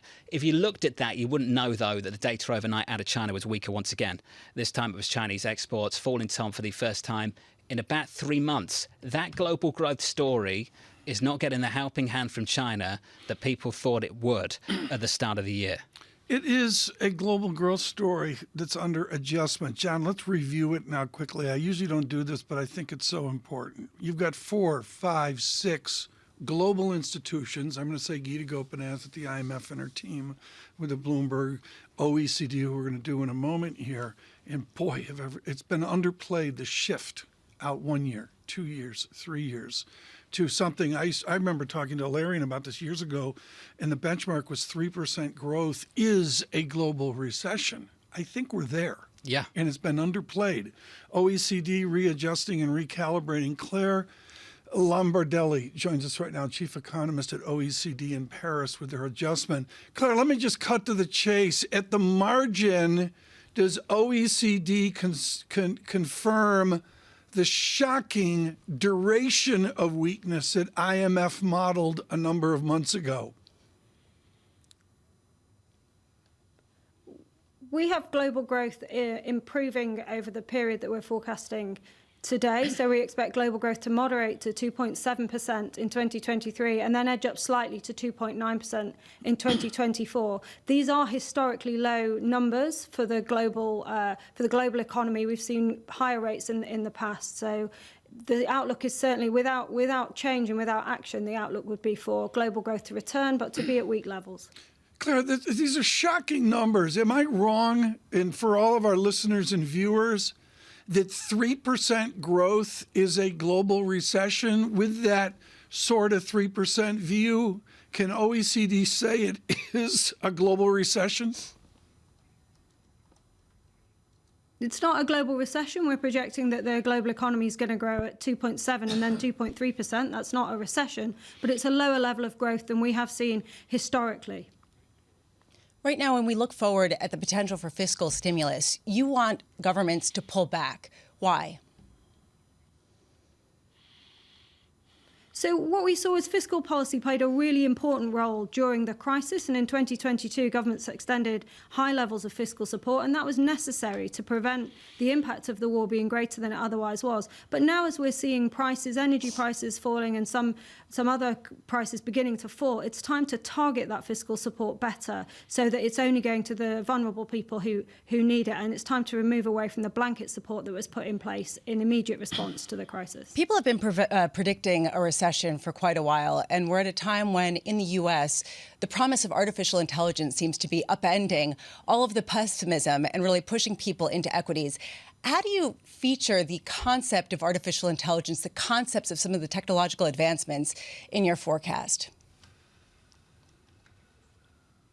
So, as you say, technology is evolving rapidly, and the potential upside from that in terms of productivity gain is potentially very, very high. It's quite at this early stage of understanding what the impacts of things like artificial intelligence can be. There are some estimates out there. They're at this point quite uncertain. And so I think we're going to learn a lot over the coming months and years about the impact of artificial intelligence in terms of feeding it through to the numbers. There's clearly a high potential upside from artificial intelligence in terms of productivity and other technological advances, but quite hard to put a number on that at the moment as we're learning what it's capable of, and also what the other wider impacts will be on labour markets, on competition and the like. Claire, you bring an incredibly sophisticated British view of economics, which is enjoyed, and I mean that facetiously, you've enjoyed horrific inflation and enduring inflation in the United Kingdom. Now, the phrase that's tossed around, Bloomberg News mentions this, and maybe OECD, is an inflation-plagued recovery. What is your optimism that the global system can disinflate? So we project inflation to fall quite rapidly this year and into 2024 as well from the high levels that we've seen. Obviously, there is a risk to that, particularly from core inflation, and tight labour markets in particular mean that wages are expected to rise. That said, there's a lot of potential out there for the labour market in terms of bringing more people into the labour market. A lot of opportunity if we bring more people into the labour market. That will help on that side. So there's an opportunity to bring more women, older workers, people with health conditions and disabilities. If you bring more people into the labour market, that will ease some of those pressures. Can we just talk about the nature of inflation and the contribution from those tight labour markets to the headline inflation that we witness every single month? Just how important is that tight labour market to the inflation pressure we're seeing currently? Because there is some debate around that as to whether the Federal Reserve should still believe in that dreaded T word, transitory, and just wait a little longer.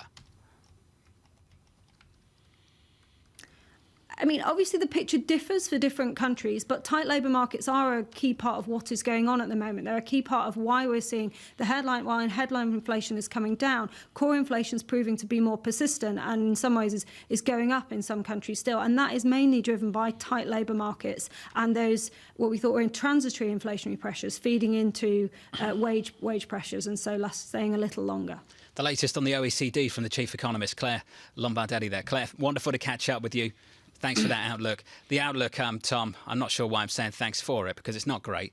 Global economy, weak, inflation, sticky and sticking around. And this is the theme that we've had the last 15 days or so here about American exceptionalism. I mean, I don't even know where Atlanta GDP now is, but that's can we all agree that is the arch miscall of the first 6 months of 2023, which was recession gloom in America. It didn't happen, but I'm getting global gloom from IMF and OECD a little less. But it's going to be fascinating to me to see how the GDP in America moves forward through the year. The recession call is clear, Bramo. It's a 3-month rolling forecast. Just keep pushing it out and pushing it out. And we've been doing that all year.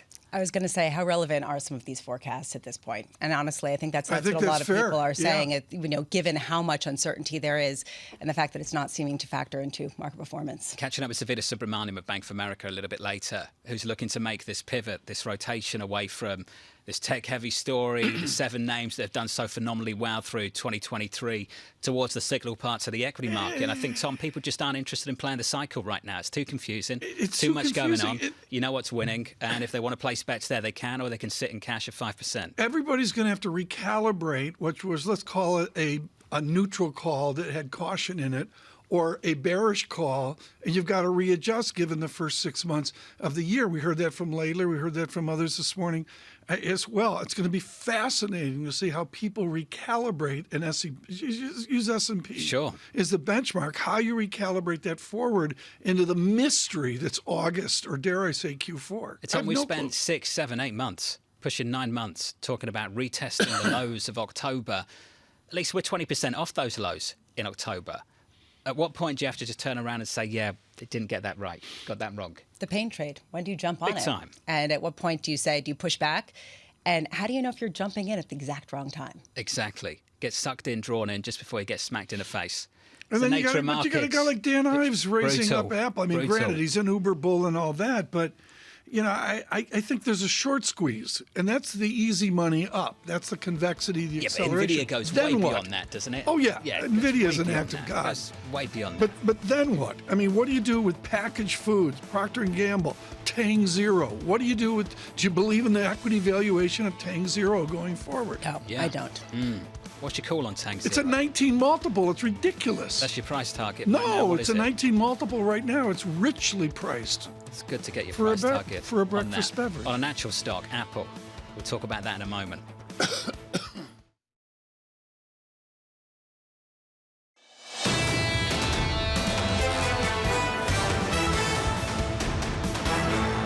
Welcome to the programme. Just to get you up to speed on some of the scores, not much going on. Your equity market pretty much unchanged on the S&P 500. Outside of that, on the Nasdaq, unchanged as well. Nothing unchanged about it so far this year. The Nasdaq absolutely flying. Since the last time the Fed met, up something like 12% plus.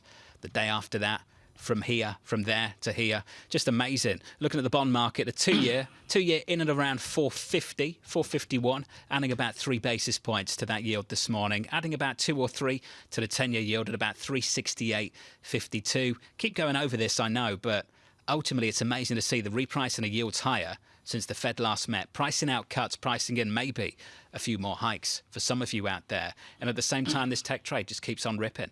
So looking at Apple, Tom, up close to 4%, Amazon up maybe like 40, 50%, Nvidia absolutely flying, and more price target hikes this morning, Lisa, on some of those names. Yeah, and this is the reason why you see this potential capitulation almost with a lot of people coming out and saying, you know, right now, you can't really fight this kind of melt up because it's not just a melt up. 220, the price target over at Wedbush. 205 was the old one. Just amazing to see. Right now, I'm looking at some tech names in particular just to see the bifurcation, how it's NVIDIA's world, and then everyone's just living in it. NVIDIA shares up 0.8%, and the rest of the tech universe is down. We have Meta down 0.4%, Apple down 0.3%. None of this is to really scream about. There's not a lot of drama. But, John, NVIDIA, again, continuing to chart gains despite all of the potential, waffling on some of the others. What else is there? Apple 178.65. Just to go over that Dan Ives note, Tom, over at Wedbush, 220 from 205. That's the new price target. The fair valuation could be in the $3.5 trillion range. Bull case $4 trillion for full year 2025. The analyst saying the hike reflects the technology giant's massive position of strength as it heads into an iPhone 15 upgrade cycle. It goes over all these numbers, Tom, about how many people haven't upgraded the phone and how many people will do so in the coming quarters. My benchmark, there's John Tucker of Bloomberg Radio, has an iPhone that was in Raiders of the Lost Ark, one of the movies, years ago. There's a lot of people out there like John Tucker. But the answer is, I think this is really, really important. Lisa alludes to this. There's this whole fixation. It's only 7 names. But there's a lot of other names. Granted, they're not up 30%. John, you mentioned Meta.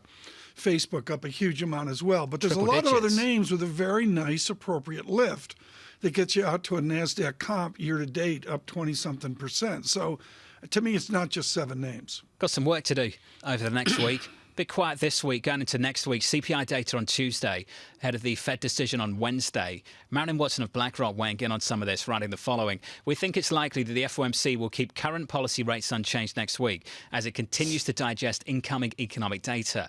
This would not necessarily mean the end of the hiking cycle. However, and we have seen plenty of hawkish rhetoric from various FOMC members in recent weeks. And that's true, Tom. There are some out there that might agree to skip in June, but ultimately are leaning towards one more move. Skipping a pause, and we heard from different people this morning, including Alberto Gallo, framing out 6% as a yield. And to me, that's where all my radar's up, because no one's looking for price down, yield up, which gets you out to a 6% full faith and credit yield. Briefing us now, Marilyn Watson with BlackRock, head of global fundamental fixed income strategy. Marilyn, the pain in the bond market is down 17% on the Bloomberg Total Return Index, and we've come back 6 or 7%. We've come back. Just a simple question. Now what? Do you presume price up, yield down? Do you assume a new leveling, or do we revisit price down, yield up? Yeah, so as you say, we've seen a huge amount of volatility in fixed income markets in particular this year, which has exceeded that in the equity market and other markets as well. I think now that we've seen the resolution of the debt ceiling negotiations and uncertainty around that, we now know that we're going to have a huge amount of issuance coming. The US Treasury needs to build up the TGA balance again. So we know we have a lot of issuance coming there. And that amount of supply obviously will need to be absorbed by the market. On the other hand, that is going to also obviously drain some sort of liquidity from the system as well. But I think at the moment, when we talk about FOMC rhetoric, when we look at the data coming through, we saw, in terms of the jobs data, the labour market remains incredibly tight. We have seen some softening in terms of sentiment, obviously, and other data, but consumers continue to spend. The real estate housing market remains on a pretty solid footing. And so the economy actually in the US remains on a very robust footing at the moment. And so I think, coming into next week, to say all eyes will certainly be on the CPI data. Inflation is still, far above the Fed's target.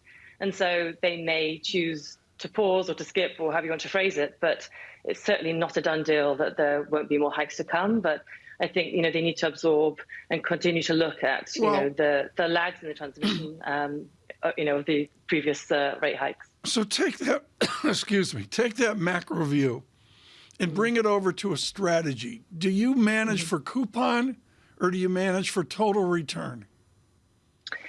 Well, we try to manage for both. So I think if you have a very flexible, unconstrained approach to fixed income, you can have both. And so at the moment, you can have very high quality, decent carry, which given the spreads today, you also do have a decent amount of buffer now. You would have to see a significant repricing from here to actually see, a further loss in total return. So I think you can have both. What we try to do is construct a portfolio where, we have, low volatility, where we have decent carry, decent liquidity, and we have a very wide range of different positions as well. So we can take advantage of relative value positions where we're stripping out the beta effectively. And, in today's environment where we see a lot more dispersion between individual bond issuers, in between individual names, it's much easier as well to capture that relative value. We're taking advantage of the different valuations between, for example, some names in emerging markets, in high yield, in investment grade corporate. So, I think the bond market today is a very different beast to the one that was a year ago, 5 years ago. And I think the amount of opportunities out there now are so much larger that if you construct a very, very balanced portfolio with a lot of different risk factors, you can get both the income and the carry, but you can also help to protect returns. I can't remember the last time that two massive bond shops have had such divergent views on where long-term rates are going to go. And I'm thinking of you, BlackRock, as well as JP Morgan Asset Management, that you've got Bob Michael saying the entire curve is going to be at 3% or below in the near term. How do you push back against that feeling that we are not going to go back to a low-rate era and see something that does depart from the past 20 years? So I think, first of all, we do think that inflation, it's coming down, but it's going to remain elevated and at higher levels than we've seen in previous cycles. I think, inflation is, or looks like it's going to be relatively persistent. Secondly, I think the Fed is going to remain higher for longer as well, and as I say, it may well move more. We'll see what they do next week and in the coming months as well. But given the economic data we have at the moment, then it's highly likely or very possible that the Fed could hike again. And then, as I say, we have this huge amount of issuance, that's coming in the market as well. And there's, on the other side of that, obviously we do have a lot of demand from investors who are still parked in cash or who are parked in money market funds and somewhat on the sidelines. But I think when you look at long term, when you look at the economy, when you look at growth, and you were talking about the tech sector before, we're continuing to see a huge amount of investment in that area that's continuing to drive productivity. So I think there are a huge number of factors that mean that inflation and rates will remain higher for longer. How much higher? Where do you see the curve kind of settling out at? So it's hard to see. We could see a little bit higher from here over the next few months, depending on how the economic data comes through, depending on what we see in terms of the stresses that continue to pull through in the banking sector and elsewhere. I think they're at reasonable levels now. If you look at, certainly the fixed income market compared to the stock market, then, I would say the equity market maybe is overpriced. But I think from here, you could see them a little bit higher, but it really depends on the data that we see coming through in terms of inflation, in terms of the economy over the next few months. Usually it's the equity people commenting on bonds. Marilyn, that was a comment on equities there. It's kind of interesting to me. I've heard that a couple of times now in the last 24 hours, Marilyn. The bond investors throwing some shade at equities. What's that about?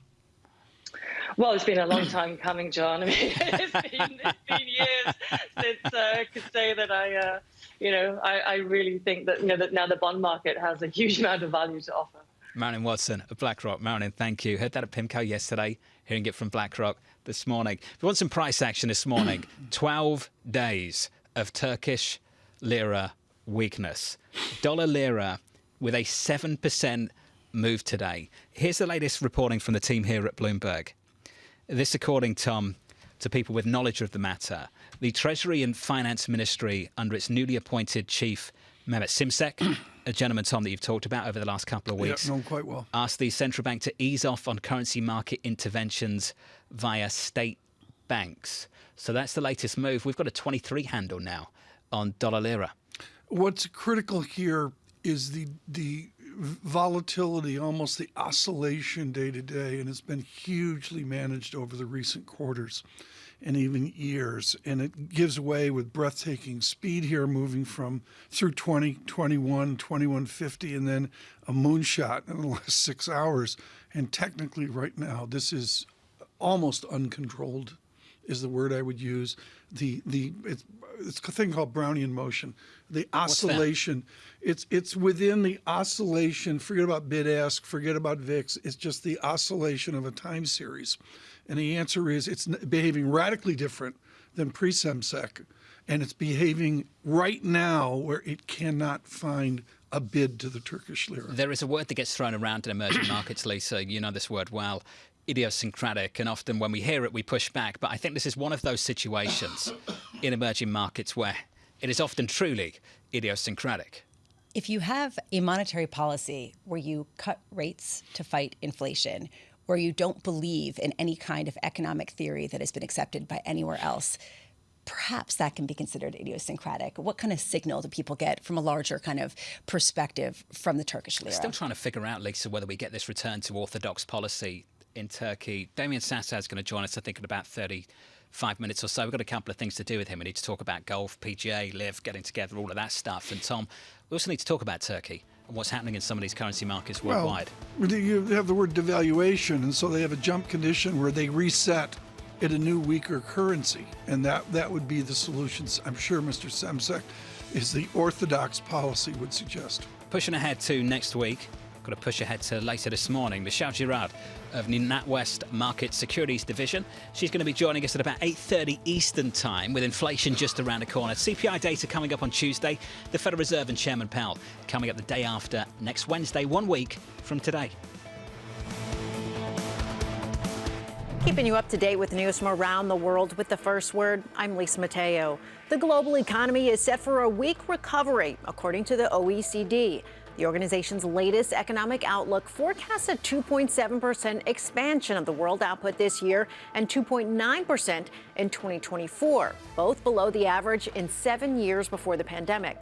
The OECD says that the war in Ukraine, the shocks of COVID, persistent inflation, and the restrictive policies of major central banks are all weighing on the recovery. And the caution follows a similar outlook from the World Bank. U.S. Secretary of State Antony Blinken is said to be planning a visit to China in the coming weeks for talks with top officials, possibly including President Xi Jinping. Now, Blinken had planned to visit Beijing in February, but scrapped the trip after Washington identified what it said was a Chinese spy balloon crossing the U.S. Alyssa Mall, the chief investment officer for Michael Dell's family office, wants to diversify her portfolio.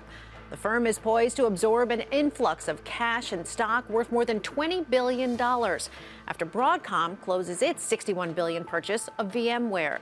The cloud computing company counts Dell as its largest shareholder.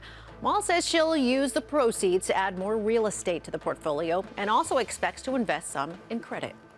The PGA Tour and Saudi Arabia-backed challenger LIV Golf avoided calling their proposed partnership a merger.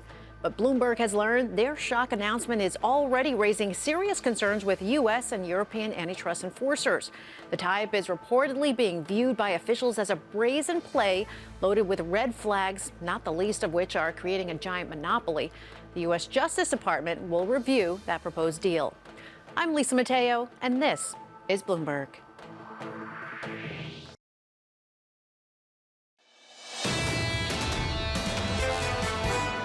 You will have no doubt in your mind who I am and what I stand for and whether I deserve it. I intend to seek the Republican nomination for President of the United States in 2024, and I want your support. Today, before God and my family, I'm announcing I'm running for president. Together, we can bring this country back. And the best days for the greatest nation on earth are yet to come. Former Governor Chris Christie, former Vice President Mike Pence. The field getting bigger, wider, broader, much larger for the Republican Party over the last couple of months. The front runner still, the former president, Donald Trump, got an AMH sighting in a studio. So I'm going to run through some price action, race through that and get straight to Anne-Marie for you. In the equity market, just about positive on the S&P 500, up by 0.1%. Yields a little bit higher. TK up by 2 basis points. Let's call it 368. Really quiet on the data front, I've got to say. Really not much economic data between now and Tuesday when we get CPI. Then it's on to the Fed a week from now. It's normal, but I'm going to take Lisa's points earlier. Trade balance today maybe has a little more interest than normal, just given the Chinese export tone that we saw. But yeah, it's supposed to be quiet after a week of unemployment. And the unemployment numbers were like, wow, statistical and all. And I would suggest, John, we've got some equity strengthening in the last hour. There's a little bit of a this huge debate over the labour market still, you know, from payrolls Friday. The establishment survey, the household survey, which gives you a better read of what right now. TK, Mike McKee, I have to say, has done a phenomenal job of explaining some of this. When we talk enough economics markets, we're not going to have to talk to Anne-Marie Horton. About politics. Yeah, we talk about politics. The Republican Party. How much bigger can the Republican field get? That's why she's here. She's kind of amazing. Canvassing the candidate. She's out of the corner seeing who the next candidate will be at the margin. Joining us, our chief. Will there be enough of a stage for every candidate to get on the stage during the first debate? Do they have enough signatures to get on the stage? Anne-Marie Horton joins us. Do they have money? Do these guys, I mean, they're running, but, you know, it takes money to run, right, is a maxim? At the moment, they have money. I think what you would see is if they cannot continue, they'll start to peter out. Why I mentioned the signatures is because to run, you also need at least 40,000 unique donors from 20 states or more. Right. This is where the former president really dominates, right? He gets those low-digit numbers, but tons of them in terms of campaign donations. So when you see the likes of Chris Christie jumping in or Mike Pence, they need to make sure they can also get on that stage. I'm going to cut to the chase. What really matters today, particularly in the Washington zeitgeist. Can Pence take the evangelical vote from the president? Because without question, Mike Pence has been the most consistently evangelical politician in America. Well, that's his game plan. He sees that as his path in the primary to make sure he is in front of the evangelicals, and that is the group he is shoring up, because obviously what you're seeing here and what many who are against Trump want to avoid is what we saw in 2016 with this plurality. So he wants to get the evangelical vote. I don't know why you're laughing. And you're about to find out. No, on radio. You're missing this on radio. John, it looks like Hollywood Squares on TV right now. Do we need any more candidates? So let's pick out a name here. Anne-Marie, help us out. Introduce Senator Tim Scott to the world outside of America. How interesting is this guy right now? He's very interesting because he's going to be a difficult person for people to try to put in a box. He's showed he could legislate. South Carolina, very difficult politics. He's the senator there. He did a pretty immaculate job on The View the other day. I watched that. It was very well done. A group of women. He's getting questions on all sides.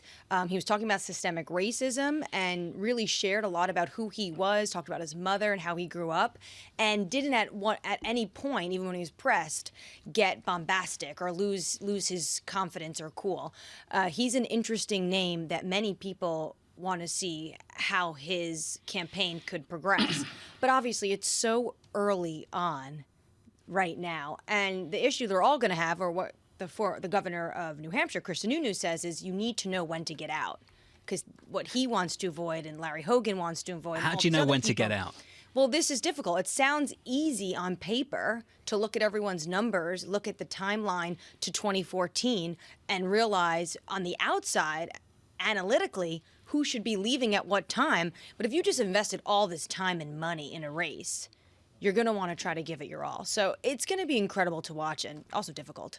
Are these new entrants, including potentially the governor of North Dakota, right? I mean, talk about people who are not necessarily on the radar. No, he is. Did you see his campaign video? It was another one, full life story. Got a really good sense of who he was and wants to run. But can he be president? It's a different question. So with all these new entrants with fantastic stories and great advertisements, does it take power away from the former President Trump or give him more? It's a great question. I think the more people that potentially get on the stage, what you heard from Chris Christie last night, that's going to be very difficult. This is very harsh language towards the former president. That could be difficult for him. The thing that Trump wants, though, he wants more people. Again, they will divide the remainder of the votes he doesn't have. He has 30% of the Marie, base. come on, stop it. I went through 538, had a poll out, I think June 6, June 5, whatever. He's miles ahead. I mean, that's what I'm saying. 52%, So he wants more people in DeSantis the race. 24. Why? Because the more people that are in the race will divide the remainder of the party votes. He has 30%.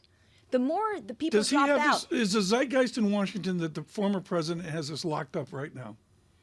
Not exactly, no. Okay. I didn't feel like Governor Christie was running for president when I heard him. Yeah, well, said it, and the foreigner says it's didn't feel that, the only that one way at all. listening. But what people say his campaign is a kamikaze campaign. He is there to get on the debate stage and to just help push Trump out.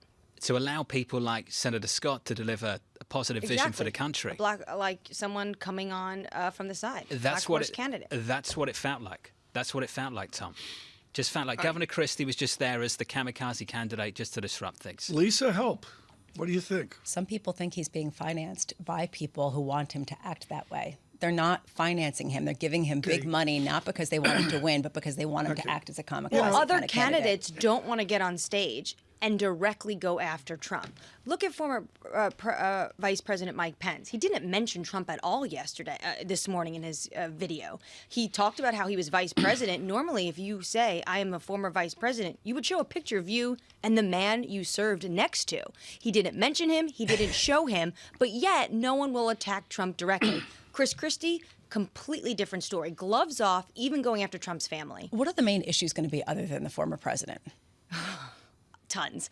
I mean, the former president is the first one, and then I think abortion is going to be a huge one because it's very difficult for Republicans to answer.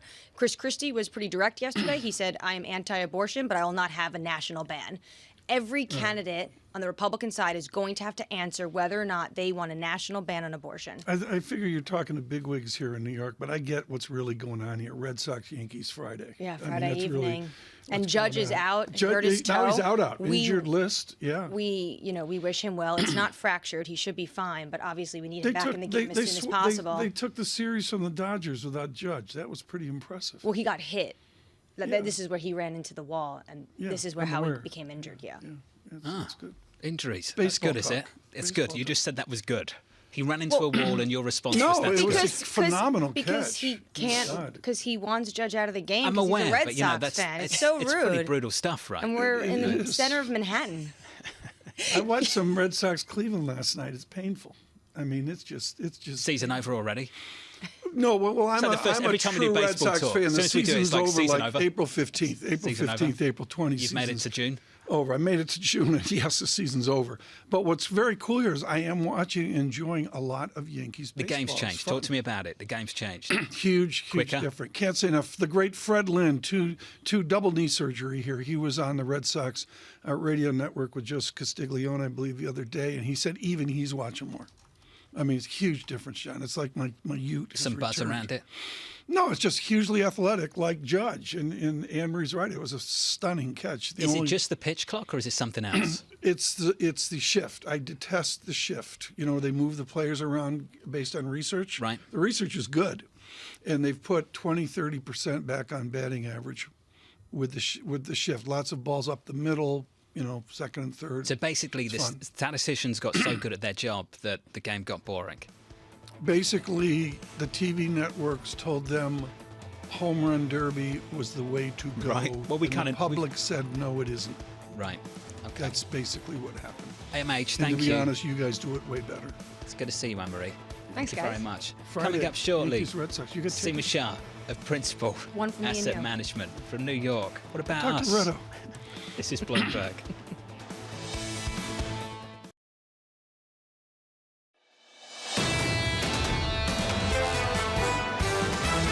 our base case is that sometime in the next 12 to 18 months, you're going to have a recession. We are entering into that phase where we should expect activity to begin to slow. A lot of the surveys are pointing to slower growth. We do think it's still going to be a little bit of up and down ride for the rest of this year. I just think that there's a lot of confusion in the markets, and, that's okay.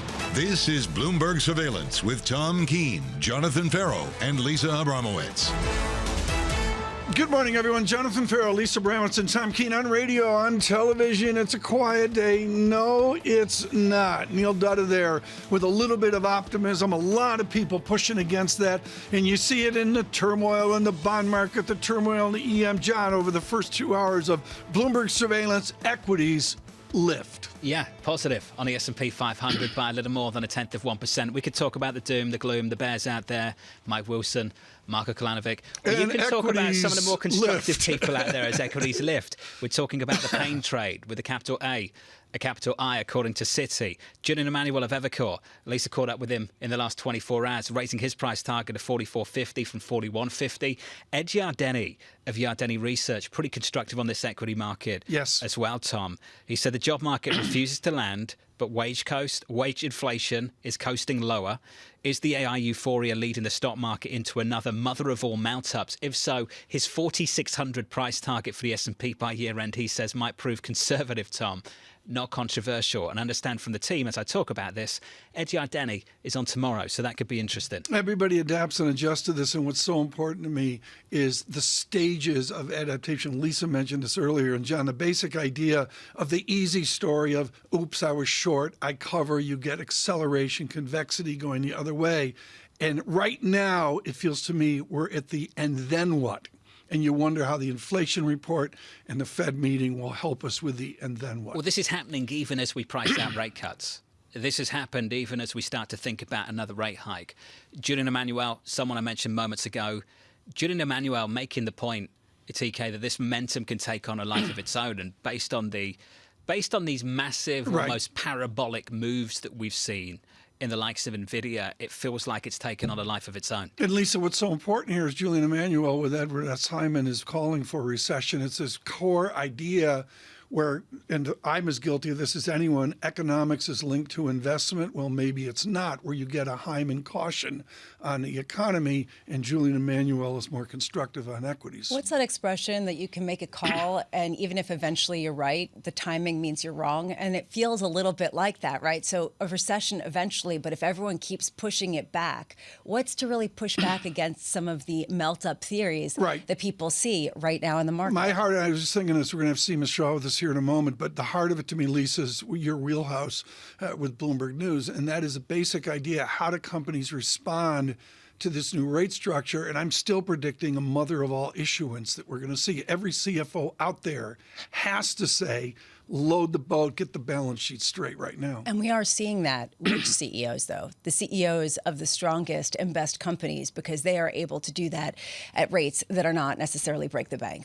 We're going to have to see. Let's get to the data here, John, because I just think having Seema Shah here, we've got to dive into that quickly. John, I'm going to know 2-10 spreads, 83 basis points of inversion, a continuing tension there. You mentioned the lift. There it is. We're up by 0.15% on the S&P 500. If you ask people what the difference is between an investment and a trade, they'll tell you time horizon. Mike Platt of Bluecrest, famously, Tom, saying, an investment is a trade gone wrong. An investment is a trade gone wrong. And right now, I think people are hoping, praying, that the cyclicals aren't going to develop into an investment, which is a trade gone wrong. They're looking for that rotation, TK, away from tech. But tech, this year, as you've seen, just keeps ripping. The Bloomberg event structure this year is extraordinary. We've got Brad Stone and Emily Chang with a technology conference, which is world-class. Look for that in the coming weeks. And right now, this moment in New York, there is Bloomberg Invest. Brian Moynihan will be speaking from Bank of America, other worthies, Ray Dalio. I believe Mr. Druckenmiller is going to darken the door. That's all fine and well. And there will also be tactical discussion around Bloomberg Invest. Leading that is Seema Shah, Chief Global Strategist at Principal Asset Management, who joins us this morning. I love, Seema, how buried in your note you have, we are underweight in some way equities, slightly underweight. You know, you got the adverbs going there. How do you do an equity strategy when you see what NVIDIA is doing now? Well, okay, so within our slight underweight to equities, we actually have an overweight to large cap. The reason we have the overweight to large caps, which we made back in February, was actually a cyclical reason, which was threefold. One was that you have, we believe, a slowdown coming, potential recession. We have towards the end of the Fed hiking cycle. And the third thing is that large caps typically have a greater international exposure for revenue than you do on your small cap. So that was a reason. And now you've added in the NVIDIA. So actually, that is playing out fairly well. But of course, you have to think about your S&P 500 target. Could it go back to the September low? Well, as long as tech is doing this well, the maths just doesn't add up. Maths doesn't add up for the S&P, the Nasdaq 100. Does the maths add up for the Euro Stoxx 50? Well, that's an interesting one. The Euro Stoxx 50, I mean, we keep having this conversation with clients about US exceptionalism. About 6 months ago, everyone was like, well, look, maybe for the next decade we could have higher inflation. This is value trade. Therefore, Europe is in the ascendancy. And then you have this movement back into AI, and actually the US is back. And that's what everyone is talking about. And certainly from our perspective, yes, as a cyclical or as a tactical trade, at the moment, the US is not our favorite region.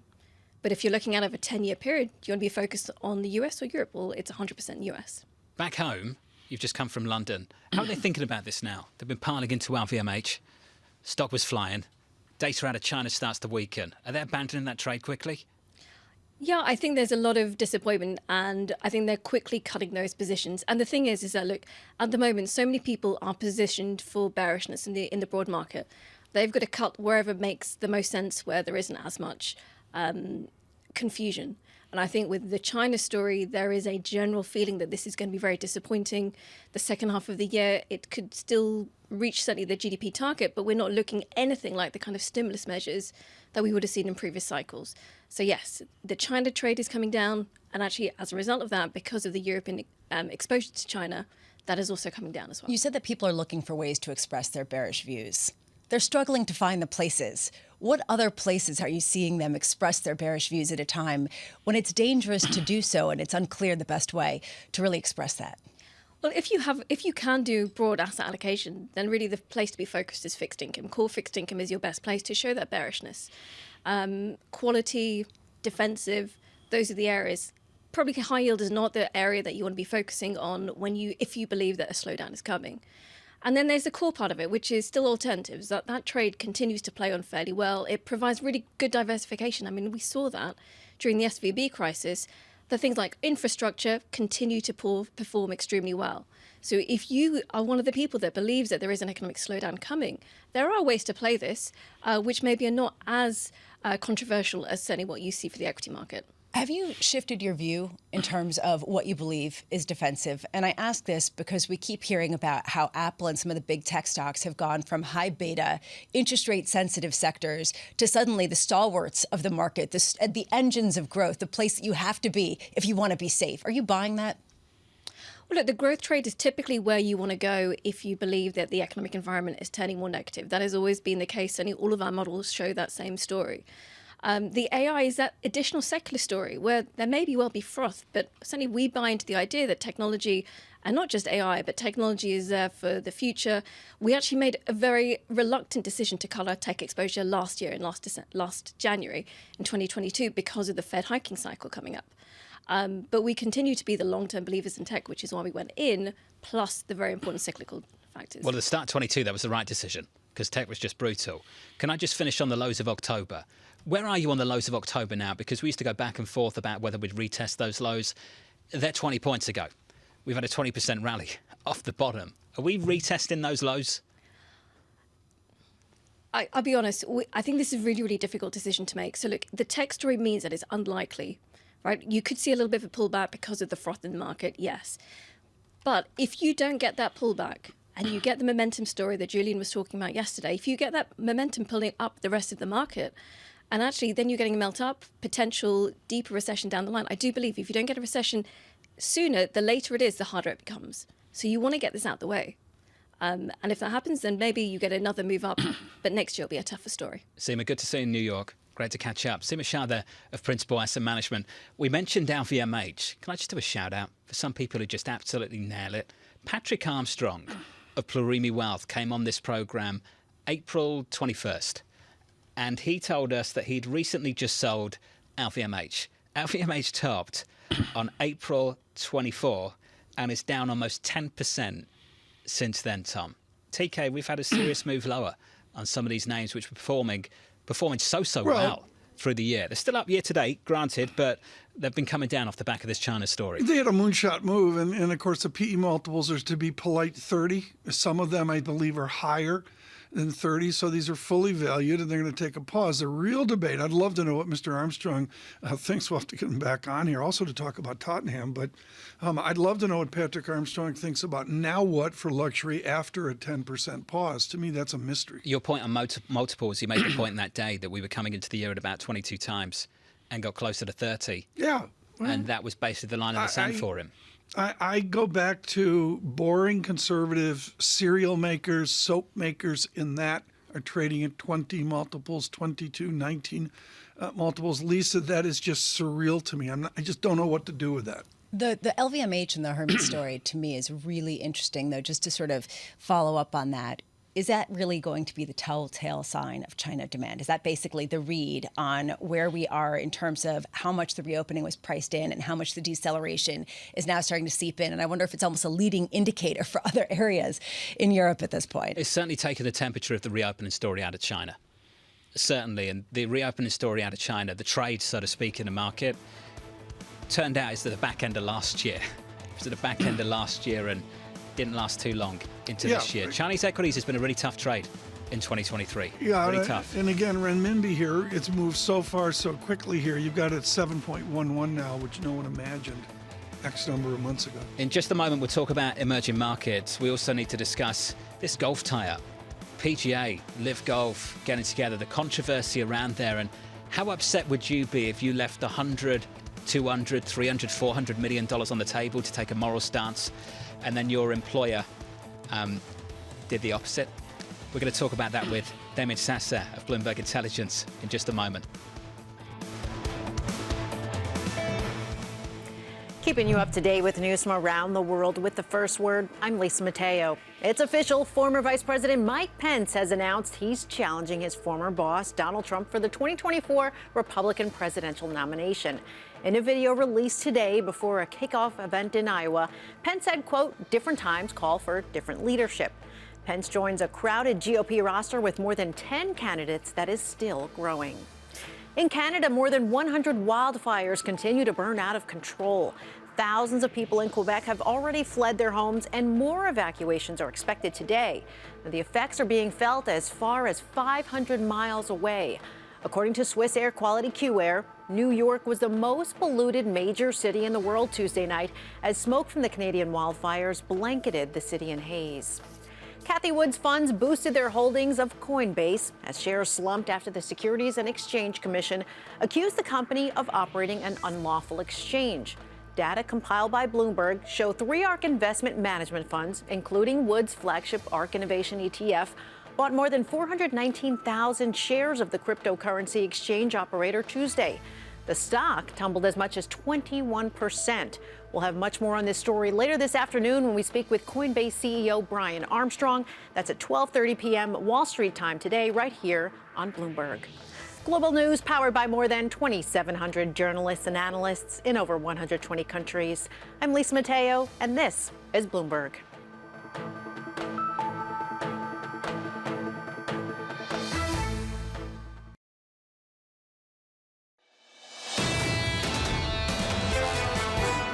We could get an initial hike or two in this cycle. I think it's a closer call than I would have thought several months ago. I will say, I still think that the reasoning that the chair put forward, which is that we've had this dislocation in banking, 2 of the biggest bank failures in U.S. history. Right now markets have sort of moved on to the next thing, but some of those challenges remain. Fantastic to catch up with some of the brightest, some of the best out of PIMCO as they unveiled their secular outlook just yesterday in Newport Beach, California. That was Richard Clarida there, the former Fed Vice Chair, the now PIMCO Global Economic Advisor. Your price action on the S&P looks a little something like this on the S&P 500, positive by 0.1%. Not too much drama at the headline level in the index. Plenty of drama over in the golfing world in the last 24 hours. This tie-up between the PGA Tour and LIV Golf. Take a listen to what Jay Monahan, the PGA Tour commissioner, had to say. Obviously, it's been a very dynamic and a complex couple of years. And for players, I'm not surprised that, this is an awful lot to ask them to digest. And this is a significant change for us, in the direction that we were going down. This ultimately is a decision that I think is in the best interest of all of the members of the PGA Tour. Commissioner Monahan there, if you could compare and contrast that with some comments that he made in the last few months, TK. Like 2 weeks ago. Speaking of Jim Nantz of CBS saying, have you ever had to apologise for playing on the PGA Tour? Rory McIlroy's the guy I keep going back to. He made a moral stance on not joining LIV Golf, encouraged by people like the gentleman we just heard from. And I'm Googling now, not what time Rory tees off today, it's what time his news conference is. TK, to find out how these players feel, the players who left hundreds of millions of dollars on the table to support this tour, only for them to go behind the scenes and make this arrangement. The shock is genuine, and what's interesting here, folks, is the complexities of the moment. We are gifted in that we have our emerging markets expert, Damian Sassower, with a real understanding of his golf. With Scarlett Fu yesterday, important conversations and the shock of this announcement. Mr. Sassower joins us from the 15th hole at a golf club that I wish I was at as well. Damien, I'm going to cut to the chase. Brendan Quinn in The Athletic absolutely nailed it this morning. He said, golf is broke and the Saudis are coming to the rescue. How broke is golf?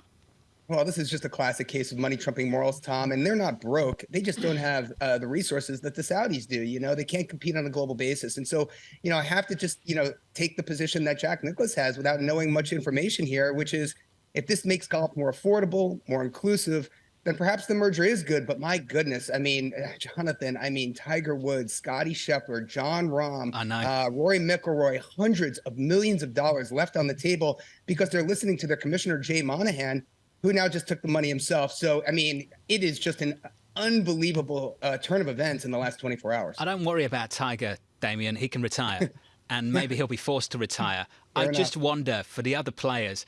Damien, have we got any idea how this is going to work? If you're Brooks Koepka, who looks like he made the right decision taking the money, and he goes back onto the PGA Tour and plays with people who didn't take the money, how are they going to figure this out? Yeah, no, Schefter came on, came on yesterday saying that there will be a fine for the LIV golfers who did defect initially, but good luck with a fine. Good luck enforcing that. And what's that, monetary amount going to be? Look, you're absolutely right. There's going to be a lot of acrimony here. There was a players meeting yesterday at the Canadian Open up in Toronto. It was not good. There was it was a firestorm. And so, look, I think right now, what you have to do is you basically have to take a step back and say, look at MMA when Strikeforce and, the merger in 2010. Look at the NHL and the World Hockey Association back in 1979 when they merged. Antitrust will be all over this in the U.S. and Europe. And so a deal's not done until it's done, Jonathan. I think we still have to wait and see what the details kind of incorporate there. Damon, it's not just golf, it's football too. We saw the Saudi involvement in buying Newcastle Football Club in the last couple of years. We've seen several high-profile football players, Cristiano Ronaldo, Karim Benzema more recently, towards the end of their careers, making the trip over there. Damien, can you just tell me what the strategy is here from the Saudi government to make these big investments in global sports? Well, I think in the case, I can't speak really about football. You know it better than I, but in the case of the PGA, I think Tom is right. They just didn't have the resources, and the PIF in Saudi Arabia knew it. And so this was an investment. This was certainly, deeper pockets, and they had some information about, the state of affairs at the PGA and the fact that they felt they could basically compete against them. And, that's competition. That's just what it is. Look, I don't want to beat a dead horse here on what's going on. We don't have all the information yet, but there's got to be a lot of bad blood. And quite frankly, what's to prevent a lot of these players from going off and breaking away from the PGA on the heels of this? Remember, Jay Monahan, called the Saudis evil. Right. There's 9/11 accusations. There's so much here to unpack and to unwind. We're far away from a deal being done, in my opinion. Damien, the way the deal gets done is it gets solved with money. And again, in The Athletic, they talk about a framework agreement. I've never studied that. I don't know what that means. Sounds like what we call a handshake agreement. The solution here is the Saudis will fund either directly or indirectly equivalent multi-million-dollar packages to, I'm guessing as an amateur, 20 big names, right? So I don't know if it's going to be about making each tournament, making the purse bigger, Tom. I'm sure that'll have something to do with it. Perhaps changes to the game, match as opposed to stroke play. Perhaps, smaller fields as opposed to having hundreds of players. Maybe you have a small field of just the best players in the world. And of course, how much money is being invested in the sport of golf to make it more affordable, more accessible globally. I think that is the key point here. Damian, I think this is just so important here. You're telling me they're going to change the Masters? They're going to change the PGA? No. I'm saying what they're going to do is there are going to be new events introduced, I believe, to golf that are going to be more in line with what we've seen at LIV. And I'm not just talking about, the style and the rowdy style of play. We've seen some images about, beer throwing and stuff, but that happens on the PGA Tour also. It's going to be more about, I think, what a bigger purse means and a smaller field means to the array of golfers who basically are struggling to make ends meet to go from one tournament to the other on the hopes that they maybe can get a $1.4 million payout. Those days are coming to an end very quickly. There's going to be a lot of money thrown at the sport and a lot of more people getting paid. Whether or not it's distributed more evenly from the best to the worst, that remains to be seen. Damian, do the viewers care? And I ask this because I think of Manchester City and I think about how much people think it's a fraud in terms of how much they bought their players. And yet their fans are really happy because they're winning a lot. I mean, is there a similar kind of feel that eventually, if you have winners, people are going to follow the teams?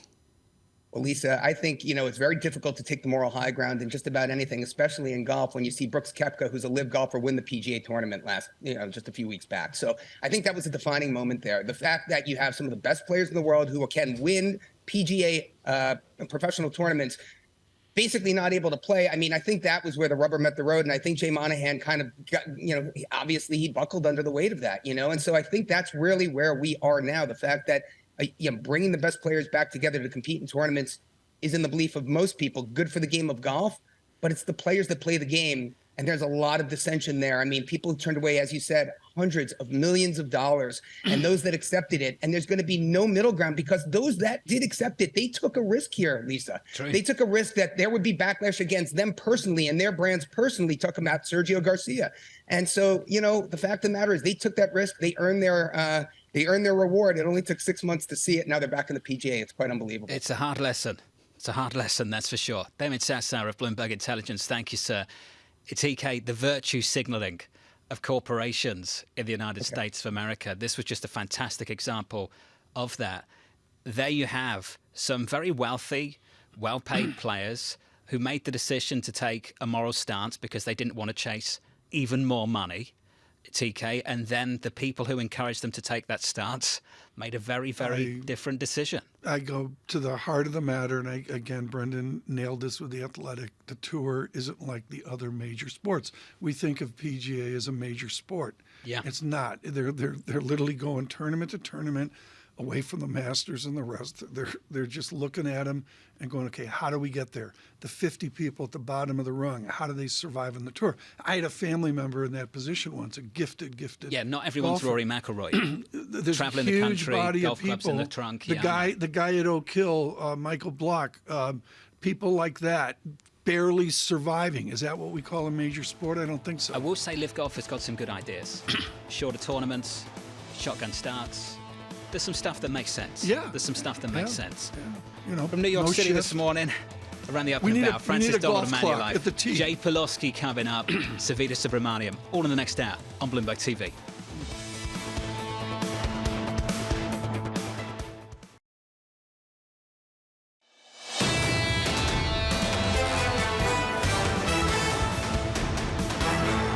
Bloomberg Surveillance, good morning on economics, finance, investment, on all sorts of other good things as well. We say good morning, Lisa Abramowicz and Tom Keene. Ferro, for the next hour, getting ready for the 9 o'clock hour. I believe Mr. Druckenmiller will stop by. It's amazing, Lisa, how the Gulfstream got him back from Newport Beach last night. Just amazing. Oh, yeah. What an advantage. A tough turnaround, I will say. He did a great job. And it was really illuminating to hear how a number of different bond shops are shifting to this longer view of higher rates that hasn't hasn't fully been priced in yet. And Alberto Gallo, maybe the high point today, other than we're going to go to Mike McKee here in 2 seconds, and the basic idea that 6% is being talked about more. Well, yeah, and we're hearing this from strategists, maybe not the Federal Reserve itself, because you are seeing this sort of dynamism in the economy that's defying these calls for recession, Tom. Interesting to see. Joining us now on data, Michael McKee joins us this morning. Trade balance, Lisa nailed this early and said it could be important. Is the trade balance important this morning, Michael? It's of minor import. It's the April trade balance, so it does fall into the second quarter. It comes in lower than anticipated at $74.6 billion, but that's up $10 billion from the month before. So it may be a minor drag on growth, but we'll have to see how the rest of it, the quarter plays out. The Atlanta Fed, I looked this morning, is at 1.9% for.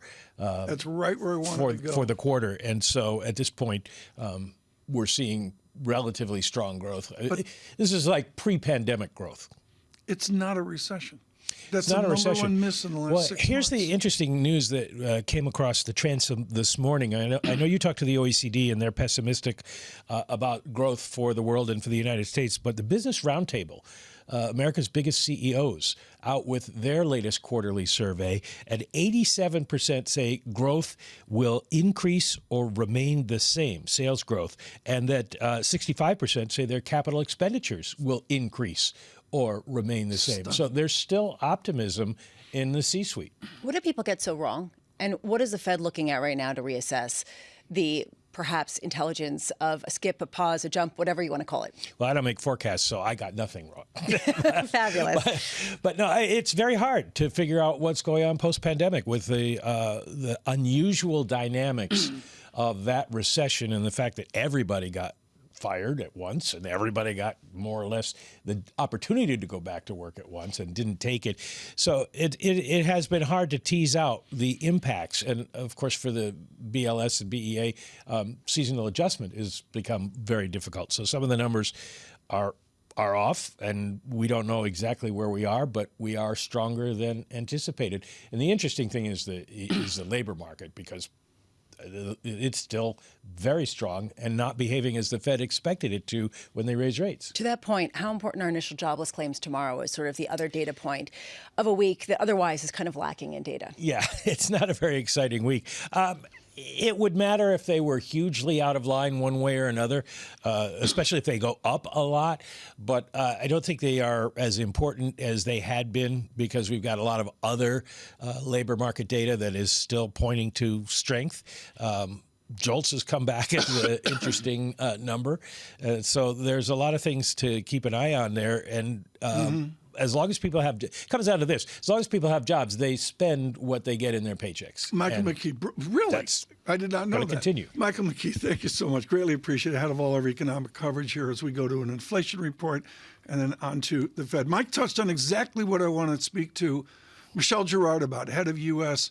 economics at NatWest Markets, and joins us this morning. Michelle, buried in your report is a stunning call that America is unprepared for. You are saying we're going to get back to 2015 when Mike and my lapels were narrower. And that is, we're going to get back to, in 18 months, a 5.5% unemployment rate. Walk us through the stunning shock, forget about the pandemic, of getting to an unemployment rate in 18 months, the end of 2024, that gets us back to a 2015 rate. Well, I hate to be the pessimist in the sea of more optimism that seems to be taking hold about the economy, but I'm just not convinced that we are going to be able to see growth with the kind of resilience that we're seeing now. We have a recession in our forecast before the end of 2023, and that is going to be accompanied by a weaker labor market and a rise in the unemployment rate over the coming 18 months. And it really is, in our view, it's a timing thing. The Fed has done an awful lot, obviously, in terms of removing monetary policy accommodation, moving into restrictive territory. We've seen rates move up. We've seen, money supply contract. We've seen credit conditions tighten. And we just think these monetary lags are long and variable, but we do think that will come to weigh on the economy and that we will unfortunately end up in a recession. I just did, Michelle, on the Bloomberg terminal, and I used the famous Bloomberg surveillance arrow function to make a glide path to a 5.5% unemployment rate in 18 months. By any definition, it's a jump condition. What will that do to our markets to see a hugely jump condition when we get back to 5.5%? Well, it certainly will mean that we will start, in terms of how you get there, you're obviously going to be seeing, negative employment reports that you would typically see over the course of a recession. I do think that it will be accompanied, obviously, by expectations and actual action by the Federal Reserve to move policy from its very restrictive stance. I mean, all of this is not something that the markets are preparing for now. As you were, at least we're just talking about, actually markets are going the other way and are beginning to price in more Fed action, not less. I think one of the things, even stepping back from this outlook for recession and a higher unemployment rate, I would say here we're pushing back in general around this idea that the Fed is going to have to do a lot more. And that even without a jump in the unemployment rate, you can start to hear Fed officials making the case that it isn't labor market costs that has driven inflation higher. It's supply chain disruptions. It's other factors, commodity shortages that have pushed inflation higher. And that actually would set the stage for the Fed not having to be as aggressive in terms of raising interest rates. Even if the unemployment rate, were to stay, it doesn't rise as we expect. The Fed doesn't have to get the unemployment rate up. The seeds are being sown, I think, for the Fed to make the case that they don't have to get the unemployment rate up, up to 5 or 5.5% in order to get inflation down back to target. Given that you are pessimistic, how do you play the pain trade, which is up? Well, again, it's in both. We found ourselves for a long time pushing against the idea of rate cuts. Now we'll swing to. Now we're sort of on the other side of being able to say that I think you've got to look through, look through this period and look for opportunities when the market is moving. The consensus is moving in a direction where I see economic fundamentals. Again, the data are mixed. So absolutely, us economists, we can tell you whatever story based on a series of data. The data are mixed, but I see some worrisome underlying, signs of slowing that. And again, it's a little bit more stress. It's more viewed in terms of like credit developments and credit market tightening and some of the, the rise in bankruptcies, the rise in default rates. These are all just signals that we're watching that I think will play out. And so, again, looking to sort of to question the move in the consensus and position for what will be a longer term move is what we're beginning to talk to our customers about. What move are you pushing hardest back against? Is it big tech? Is it maybe some of the moves that we've seen in more speculative areas? Is it the recent slight rebound in the banking sector? Well, I mean, and again, we don't do stocks here. We're a fixed income and FX shop. So I will say that in the conversations that we're having, it really is, I think, at the moment, based on pushing back against the idea of economic resilience, that we will, we'll be able to avoid a recession. Obviously, as we get stronger than expected payroll report after payroll report, our call for recession looks less and less likely. But again, talking and questioning and looking at, the underlying fundamentals. I would also say the inflation front, because for a long time we thought we were skeptical inflation would come down. We're actually now of the opinion that inflation will moderate toward the end of the year, that non-housing services core inflation number we think will get down under 3%. And that's something I think the market is not really focused on either. Michelle, thank you so much. Michelle Gerard with us with NatWest Markets this morning. Futures up 3, Dow futures, same equivalency, up 3. NASDAQ doing a little bit better here on a percentage basis. Let me see what that is right now. Just fractional movement in the NASDAQ this morning. The VIX stunning, 14.07. I don't think we've talked enough about bonds today, Lisa, in a data check that still shows the complete oddity of an 83 basis point vanilla curve inversion between 2s, 10s. Nobody's making a big, I mean, we were there, we break down 84, 86, that's big news, I get it. But I'm sorry, we're still massively inverted. That's a fact. And it used to be that a curve inversion foretold some sort of recession, although typically not until it disinverted, right? So that's what people are saying. It can foretell a recession, but it can be 2 years out, it can be 3 years out. And it's predicted, 15 of the last 8 recessions. So there's this sort of question around the accuracy of this. The bond market is sending a more pessimistic message than what stock traders are telling you. And that's the dissonance that you're hearing, where you've got fixed income traders trying to recommend certain stock plays and saying this can't last. I looked at the lift of the market right now, and the secretary is over in the Death Star talking it up. And Janet Yellen made clear they're going to rebuild the cash hoard at the federal government after the debt unwind. And there's a lot of good research this morning, and I thought Alberto Gallo was great on this.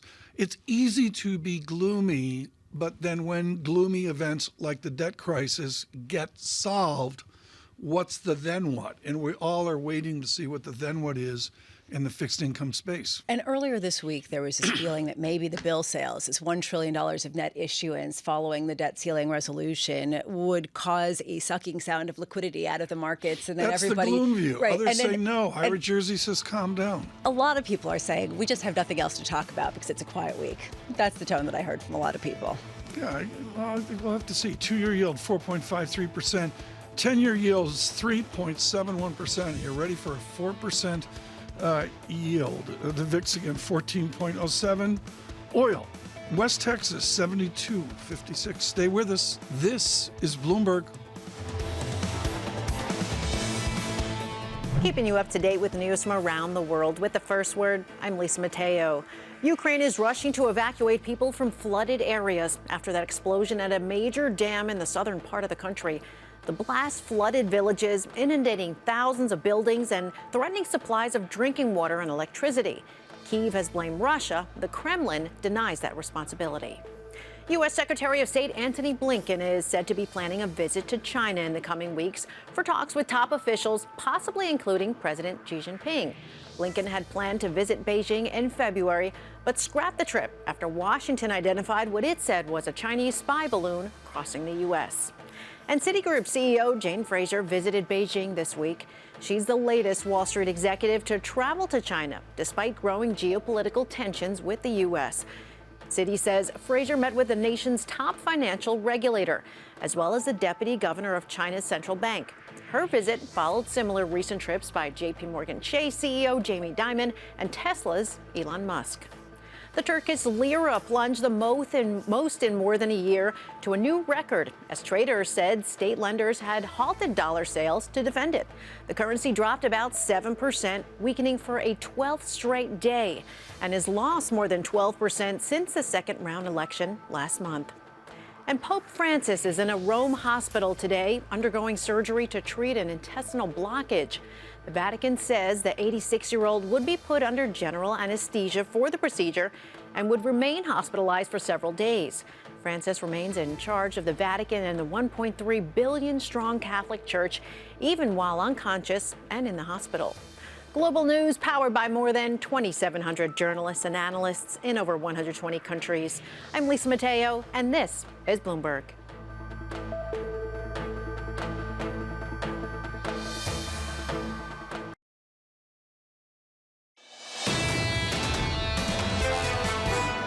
I think the crypto industry more broadly, if it's going to have any success going forward, has to come into compliance with basic public policy about disclosure, about avoiding conflicts, properly segregating customer funds, and guarding against fraud and manipulation. Without that, this whole area stands a chance of collapsing like a house of cards. He's the chairman of the Securities and Exchange Commission, Gary Gensler. I'm not going to mince words, folks. In all the work I've done at Bloomberg over the years, the single bravest book I've ever seen was Kenneth Rogoff. It was my book of the year in 2016, maybe 17. And in 2016, in his magisterial, The Curse of Cash, Ken Rogoff said so much of what we're seeing in unregulated things is about criminal activity. He didn't mince words. He had death threats and on and on. He said to me a number of years ago, Professor Rogoff of Harvard, what is taking so long? So long has occurred in the last 6 days with Binance and Coinbase. Our chief criminal correspondent, Katie Greifeld, joins us right now. Is this about criminal activity? Is that really what Gensler's talking about that nobody will mention? Well, when it comes to Coinbase and Binance, I'm not sure about the criminal part, but basically the common thread here is that this really rests on unregistered securities. In both cases, these lawsuits really hinge on the fact that their position, the agency's position, is that they were letting U.S. customers basically trade what they say are unregistered securities. So that's criminal activity, right? I mean, in a relaxed way, not civil versus criminal offenses, but that's bad. That's bad activity. It's definitely bad. I mean, that's the common thread. Again, these unregistered securities. The allegations against Binance go much deeper than that brought against Coinbase. I mean, in Binance's case, it's both Binance and the CEO, lawsuits against both of those entities, whereas the Coinbase suit didn't specifically name CEO Brian Armstrong. What was the shock of this across the crypto sphere? I mean, what bothers me is Lisa has 2 barrels of oil in her living room, which she bought at a price of like -40. She had to report that to the IRS because of CFTC and all that. I mean, you made like an $80 barrel gain. And Child Protective Services. Yeah, Child Protective Services was involved as well. But I cut to the Ken Rogoff chase here. These are unregulated securities, which if it wasn't Bitcoin, we'd be saying, well, that's bad behavior. Are these guys in trouble? Definitely in trouble. I mean, in Coinbase's case, the SEC basically wants them to give up their ill-gotten gains, et cetera. In Binance's case, I mean, this is probably the more interesting case because, I mean, it has a lot of parallels to what we saw with FTX. They're accusing that exchange of basically mishandling customer funds, misleading regulators, investors, et cetera, and breaking security rules. So people like me are like, okay, what took so long? Seriously. Yeah. I mean, I've talked to Rogoff about this personally. He's a great friend of the show, huge supporter and all that. And old farts like me are saying, what took so long? What do the Young Turks say? Were they surprised by these dual actions? I would say not surprised because, I mean, to your point, a lot of people had been asking what took so long. We knew this was coming. We knew that Gary Gensler... but the crypto believers, are they like overwhelmed that Coinbase has been taken to task? I would say probably the shock at this point among the crypto set centers on just sort of the speed, the shock and awe when you think about you had 2 back-to-back actions against the 2 largest crypto exchanges in the world. That's probably the surprising part here. But I mean, in Coinbase's case, they said in March that the SEC had alerted them that they were considering bringing action. Bloomberg News broke the story last July that the SEC was looking at something. In Binance, again, that is the sort of bigger whale and the harder whale to pin down. I'll go with that. But like BitDog is at 26,000 today. Yeah. This is pretty grim news. How does Bitcoin hold at 26,000? I mean, it went down to 25. It came back because you went long. Lisa, kids bought it yesterday. 25,000. They liquidated the oil to go into Bitcoin. Buying in size. But the bottom line is, mere mortals like me would say, well, where's the support level on Bitcoin? Why isn't that discussion happening? This is something that's been developing since we saw really all the shocking headlines with FTX, really back to what we saw with Luna over a year ago. Bitcoin has been kind of completely disconnected from the news that's happening with these companies because a lot of the retail participants that helped pump the price to $69,000 have already been flushed out at this point. Who's left is the true believers who aren't going to sell. That's exactly where I wanted to go. How much has the froth been taken out of the market? No longer is Bitcoin necessarily a macro play, and increasingly it's back to where it started in terms of who believes in the sort of blockchain technology as a way of cross-border finance. Is that really where we've gotten back to? I think so. I mean, because you look at the money coming into the space. I mean, VC spending into crypto companies has basically dropped off a cliff at this point. I haven't heard from sort of the institutional money managers that I talked to whether they're considering adding Bitcoin. That was a big conversation about 18 months ago. Now, at this point, I mean, its correlations to the NASDAQ 100, for example, are coming down in terms of what drives this asset class. It's really flows in and out. And you think about who's left, it's a lot of whales, people who control substantial amounts of Bitcoins. That retail participant has been flushed out. They're long gone. Katie Greifeld, thank you so much for being with us. We have breaking news of a media sort. Lisa, what do we have here? You're ahead of this on me. So there was that article. Lathered up about Bitcoin. 5 days ago, there was an article in The Atlantic about Chris Licht, the head over at CNN. And today, the New York Times is reporting that Chris Licht, who was chair of CNN, is out 5 days after this article that a lot of people categorized as rather damning, the way that he tried to change some of the ways that the network was run after the Trump era, as well as some sort of details of his leadership. For example, moving his seat from the newsroom up to the 22nd floor was seen as sort of a sign of sort of not reading the room. New York Times using the word out. It's a little unclear out in the Twitterverse. Puck has it as well that maybe he'll be leaving the company. I'm not sure what the dynamics here of this very much breaking news story. But it just goes back to a fixation within 3 zip codes, 2 in New York and 1 in L.A. But it has larger ramifications than that. Well, especially because, CNN is not alone. They have their own story, and certainly there are idiosyncrasies to it. But there has been a question around the role of network news. And it's sort of ironic, I know, to be speaking about this. But it's true that there is sort of a rejiggering in the way people get news, whether it's social media, whether it's the streaming types of networks.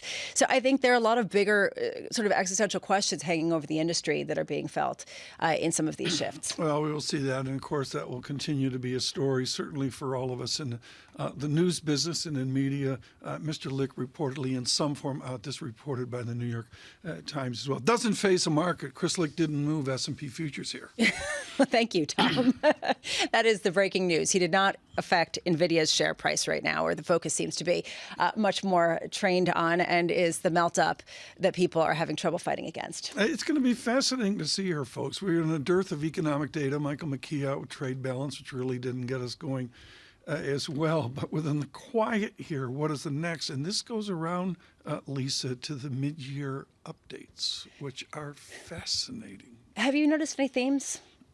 No, it's too early. I'll give you a theme in a week, maybe in 2 weeks, but I don't have a theme yet. I've been feeling one theme, which is that people are softening the projections for economic doom and gloom. They're sort of upgrading what they see as the resilience in the U.S. economy, driven by AI, but even by everything else, by consumer spending, by sort of the lag effects of the stimulus during the pandemic. And I just wonder what that means for the Fed. If this is true, does that mean they do have to sort of go, to your point, take rates to 6%? If that's the talk, at what point does that become destructive versus this is an economy that can handle it? They're going to be data dependent. Nothing changes in the data dependency right now. It's a resilient America. Maybe the most important thing I heard today was from Michael McKee on the Business Roundtable, which is fancy CEOs sitting around trying to seriously game the path forward.